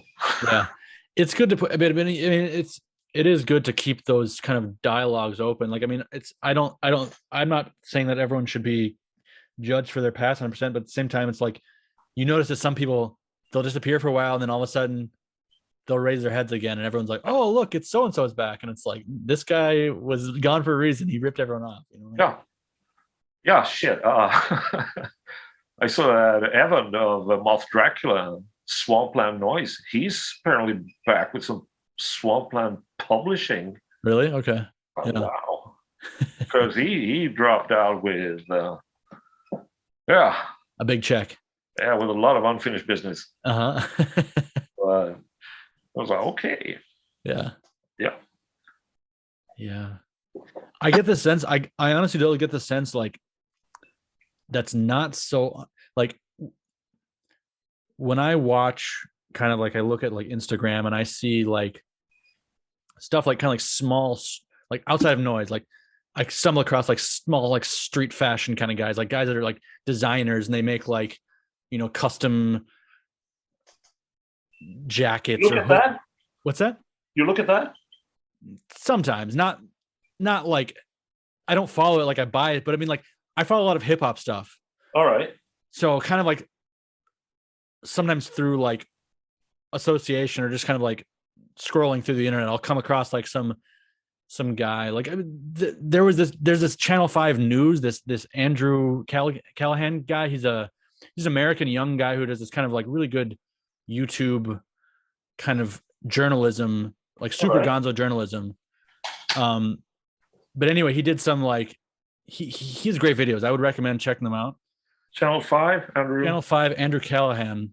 All right. Or Callaghan or something like that. It's like super popular. But then he covered some like street fashion con, like some convention where it was like all these guys, and then he talked to this one hot designer guy who's selling all stuff. So anyway, I ended up at his Instagram. I was like looking at it, and it's like he's posting like photos of him like with the new jacket on, and I just looked through the comments, and all these people are like, "When are you gonna send me my fucking shit?" Like, and it's like, and he's making a post like patience is a virtue, and everyone's like, dude, give him a so I mean, but this is not on a noise level. This is on like a hundreds of thousands of dollars level, you know.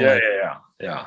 Where he's selling some jeans that he like repurposed, and he's like put his little stencils on them or what did something to him, and then he's like selling them for like $500, you know, like shit like that. So I get the sense that people get into it, like they get into small business, like running a small business, and they think, okay, I'm a creative person, I have this idea, I can make some fucking money here. And maybe not be that they actually have the intention to rip people off, but they just don't have the plan for like how you actually deliver the goods. Like you're like, oh, I'm gonna make all these tapes, I got this cool thing, I'm gonna make this really cool, post them up, people, I got the right hype, people are gonna buy them out, and then it's like, oh shit, now I have to send 100 tapes and I have a drug problem and I don't have a, you know, and I'm like, oh, and then you just kind of, if you're not a solid person, you just kind of don't really make that a priority. You like, oh, you slack on it for a year, maybe you let people just not get their shit. So I think it's a very common thing that happens like in a lot of kind of pseudo underground subculture kind of scenes, and I think it just stresses the fact that actually to run a label, to do it right, you have to be like, it's hard work, you have to actually be focused on it, you have to know, you have to prioritize it, and it doesn't happen just from the idea, and it's a lot of work. Well, you have to have the awareness, that the self-awareness that to let other people take care of that. Yeah. But you're not cut out.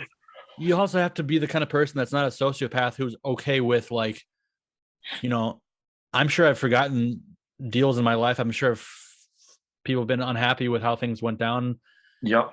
I would hope that they would get in contact. Like I've always thought about like I should make an email at some point in my life, just be like, hey, everyone who I've ever been in contact with, if anything's ever gone like wrong and you felt like I fucked you over, just write me, because I'm not a sociopath, and I hate that feeling that like that would have happened without me knowing about it. Yeah. Same thing here. If I've forgotten anything or something was just actually but the mail is such bullshit, but it happens. Yeah. But then there are people who are like totally okay with that, you know, like it doesn't really bother them. They're like, whoop, you didn't get your shit. Well, I got a life to live here. Like, that's fine, I guess. But then you're also not able to mention it in the future either. I say the same thing. If anyone has any unfinished shit with me, then just get in touch, because I'm eager to make it right. Everything was But I think I think you're pretty, pretty famously solid.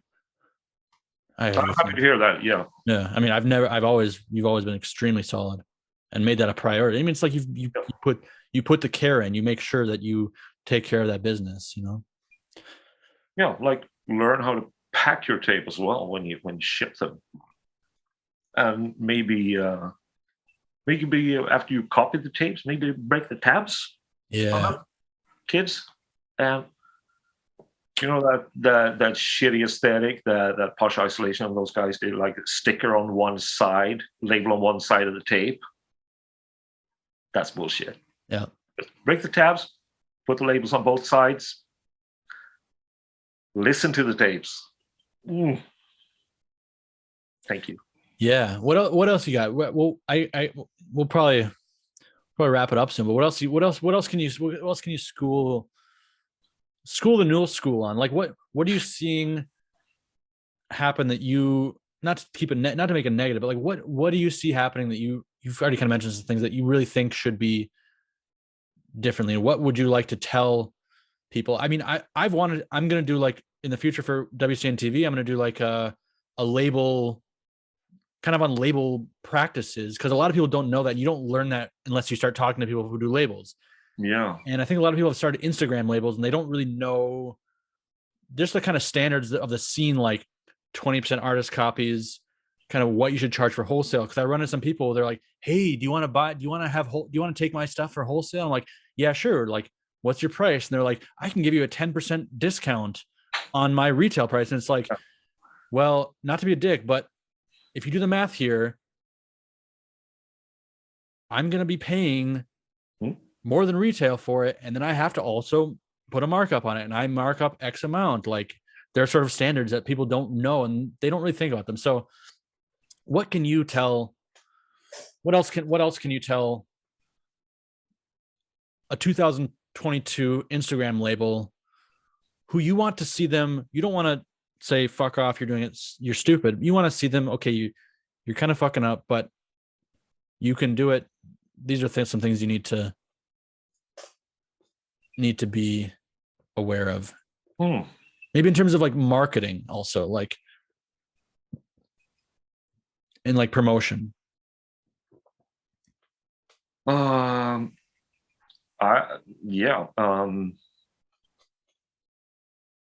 Writing descriptions that make some sort of sense to people who aren't in your crew would be a good thing, because most descriptions are useless. And of course, if there are sound samples, I guess that doesn't matter. But I often buy things without listening to sound samples.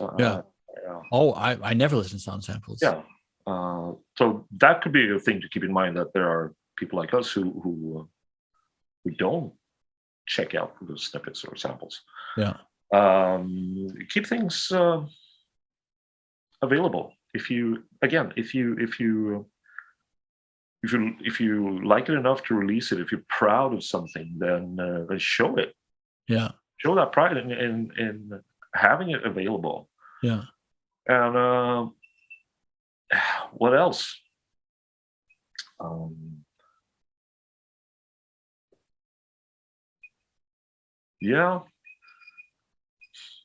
Basic stuff, so ship fast, pack well, make quality products. It's nice to see that someone has made some extra effort, including some flyers, stickers, just a thank you note. Stuff like that. It's guaranteed to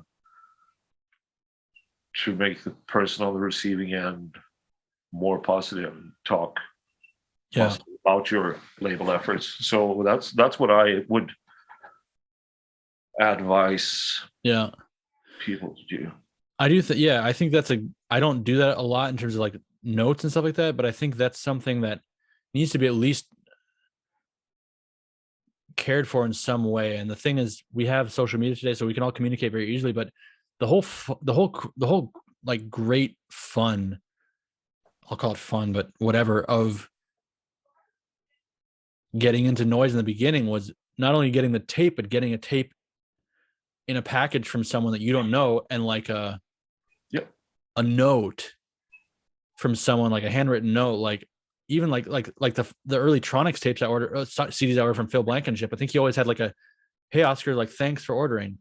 Just like that was just like mind blowing. Like, whoa, like there's a person over here that sent, like, and just those communications. And like emails, I mean, DMs are fine, I guess, but emails, I still think have such a, it's like someone took a break from being in wherever they are on their phone, and someone took a break from that when they got back to their desk or wherever, and made the thought of sending you an email to be like, "Hey, like I really like this," or like, "What, I'm interested in this."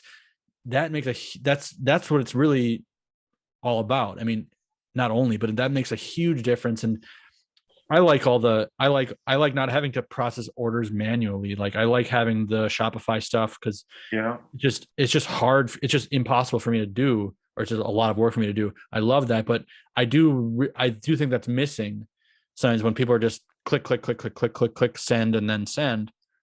And I try to, have some ways to communicate with people, but I think that should be maintained more. I think there's people that should be more engaged in each other also, and talking about stuff, just about because it's rewarding. That's exactly, it's rewarding, it's fun, it's fucking fun. It's like, it's then this thing doesn't exist just in a vacuum, like it just dropped from Amazon, arrived from Amazon. It's like, it's much more rewarding to make some sort of personal rapport, even if it's like minor and casual, with the person who created it or put it out. Like that's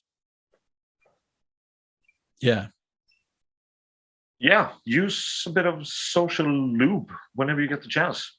It's easy and it's rewarding. Social lube, that's a good point. And I mean, I'm of the belief that the things like Instagram or whatever, YouTube, podcasts, they're all these modern things, but they're all potentially usable for direct and thoughtful communication, if that's what you choose to use them for. It's like they're geared towards distant and isolation, actually, communication, but they also have, if you want to, like, you can use that shit and I don't know, use these modern tools to their benefit, and not.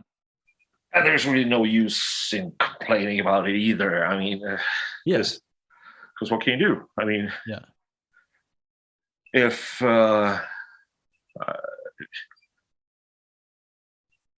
I started using the internet in '96, and I can easily say that if I could have the chance to wipe it all out, I'd love to do that.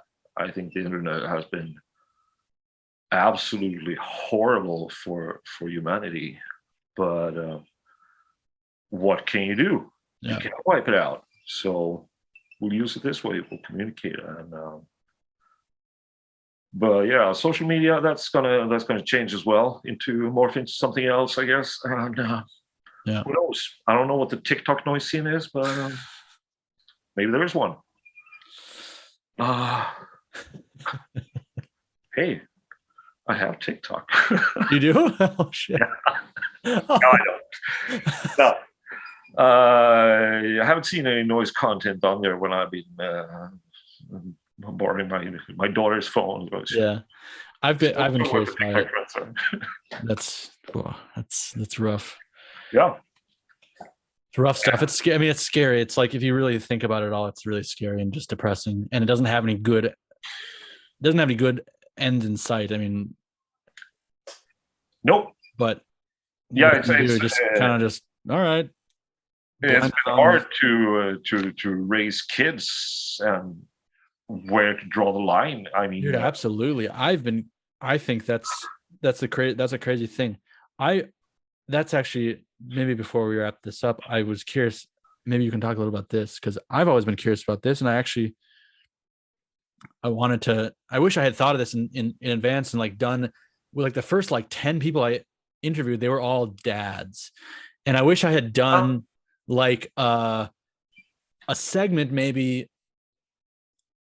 about parenthood as a noise artist or whatever, and then cut that out and then done like a episode of just like, everyone's kind of compiled together.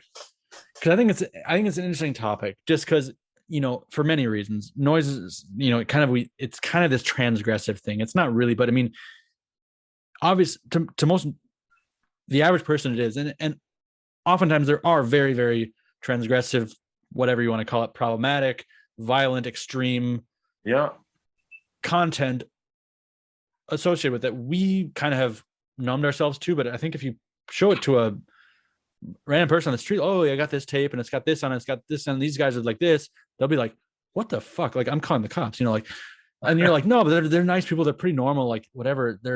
But how has that been, like raising children in that kind of environment and household? Like, how do you reconcile that with them? How do you were they exposed to it? Are they exposed to it now? I mean, I take your children they're not children anymore, they're young adults. They're both adults now. The most common question I've got is, so your kids, do they like noise as well? I'm like, no, fuck, they're normal people. Normal people don't like noise. It's rare that people do. Yeah, they have some understanding of it, but they have their own tastes. Very few people, unless they're psychopaths, adopt their parents' musical taste, because that would be, it's just unnatural. Yeah, it's psychopath behavior. I mean, shit. I have this young kid at work, and he's listening to Beatles and stuff. And I was just, what's wrong with you? That's disgusting. And he goes, oh, you don't like the Beatles? Are you more of a Stones guy? Oh. I'll take a break now.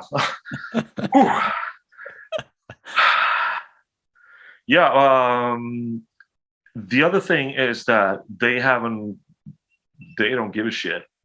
It's dad stuff. It's just, I mean, they've shown zero interest.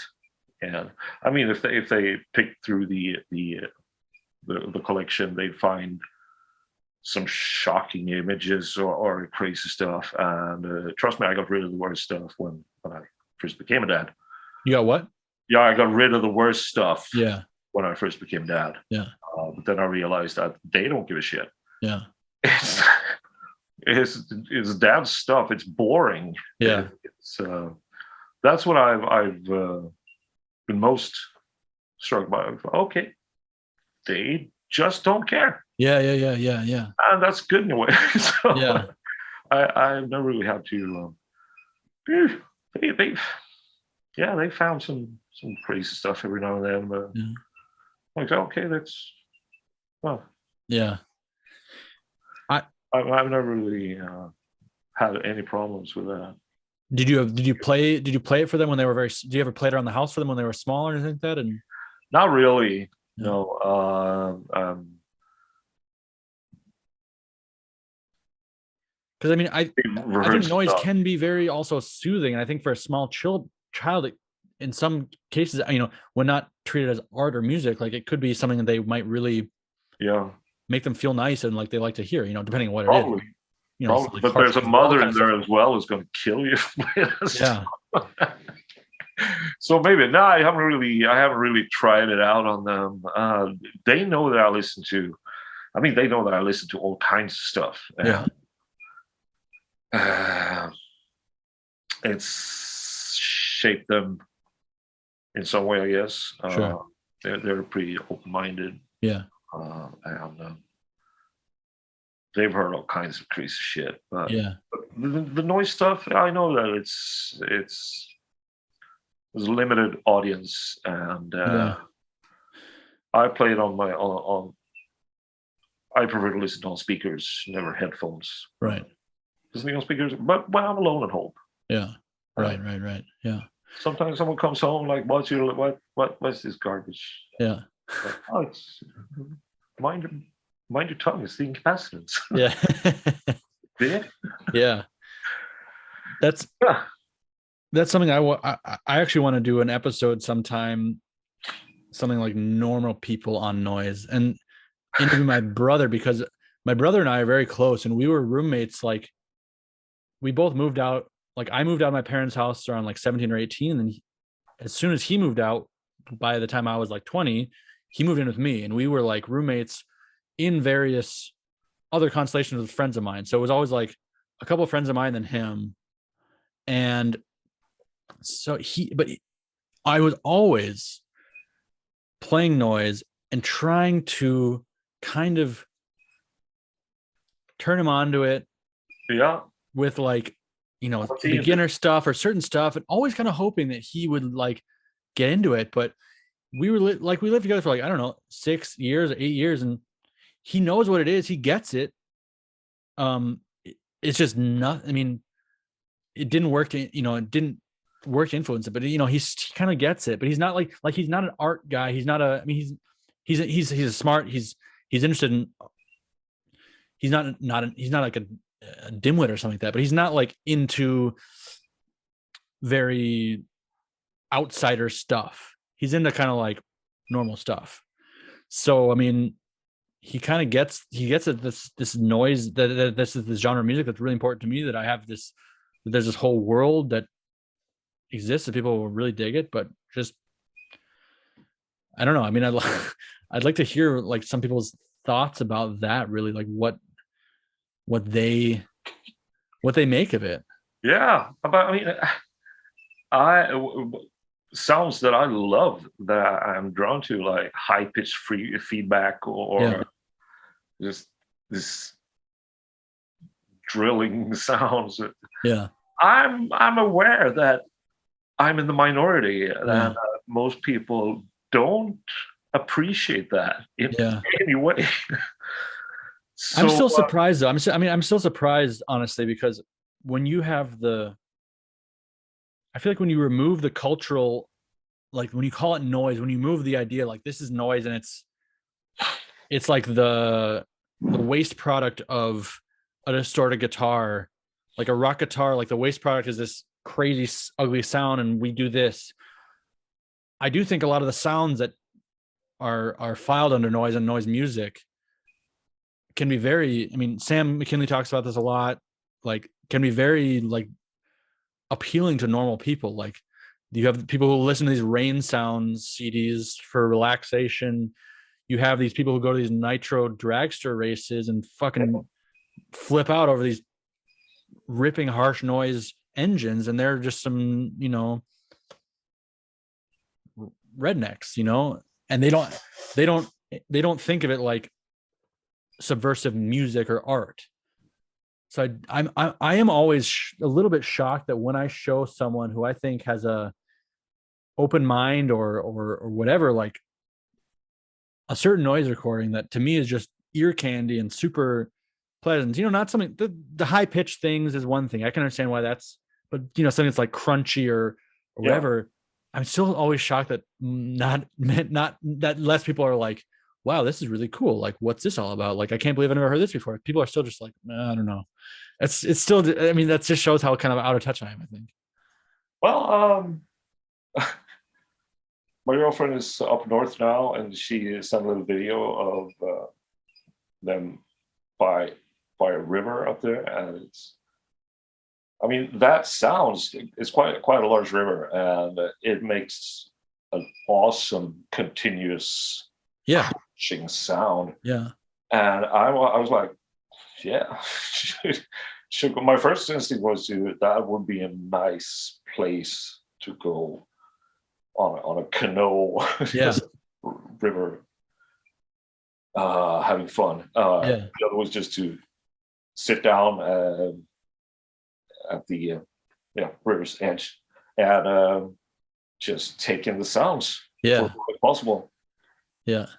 last week we had this summer thunder early morning. It's just beautiful. Yeah, exactly. Distant rumbling. Yeah.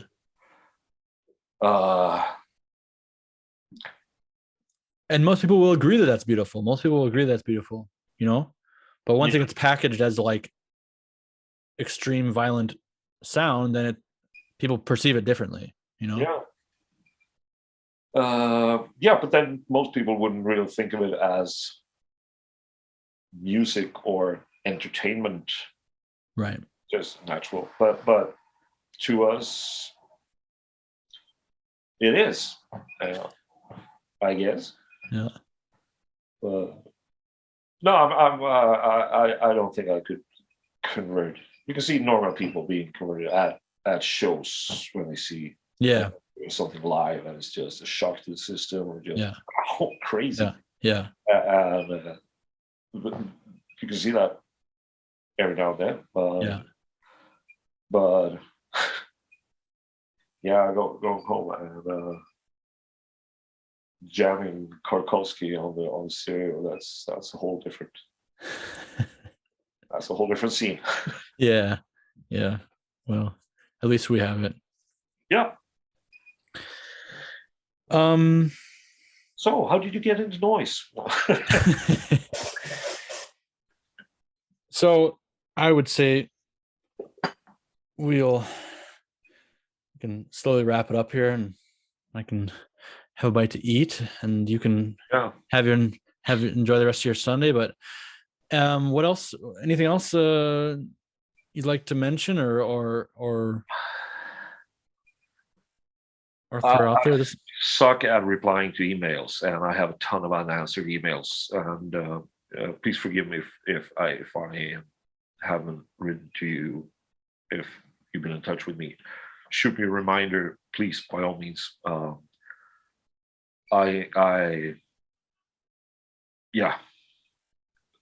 home computer was on the fritz for months, and you get backed up. And after the interview last time, it was a bunch of people writing and requesting stuff, and I've been slacking on that.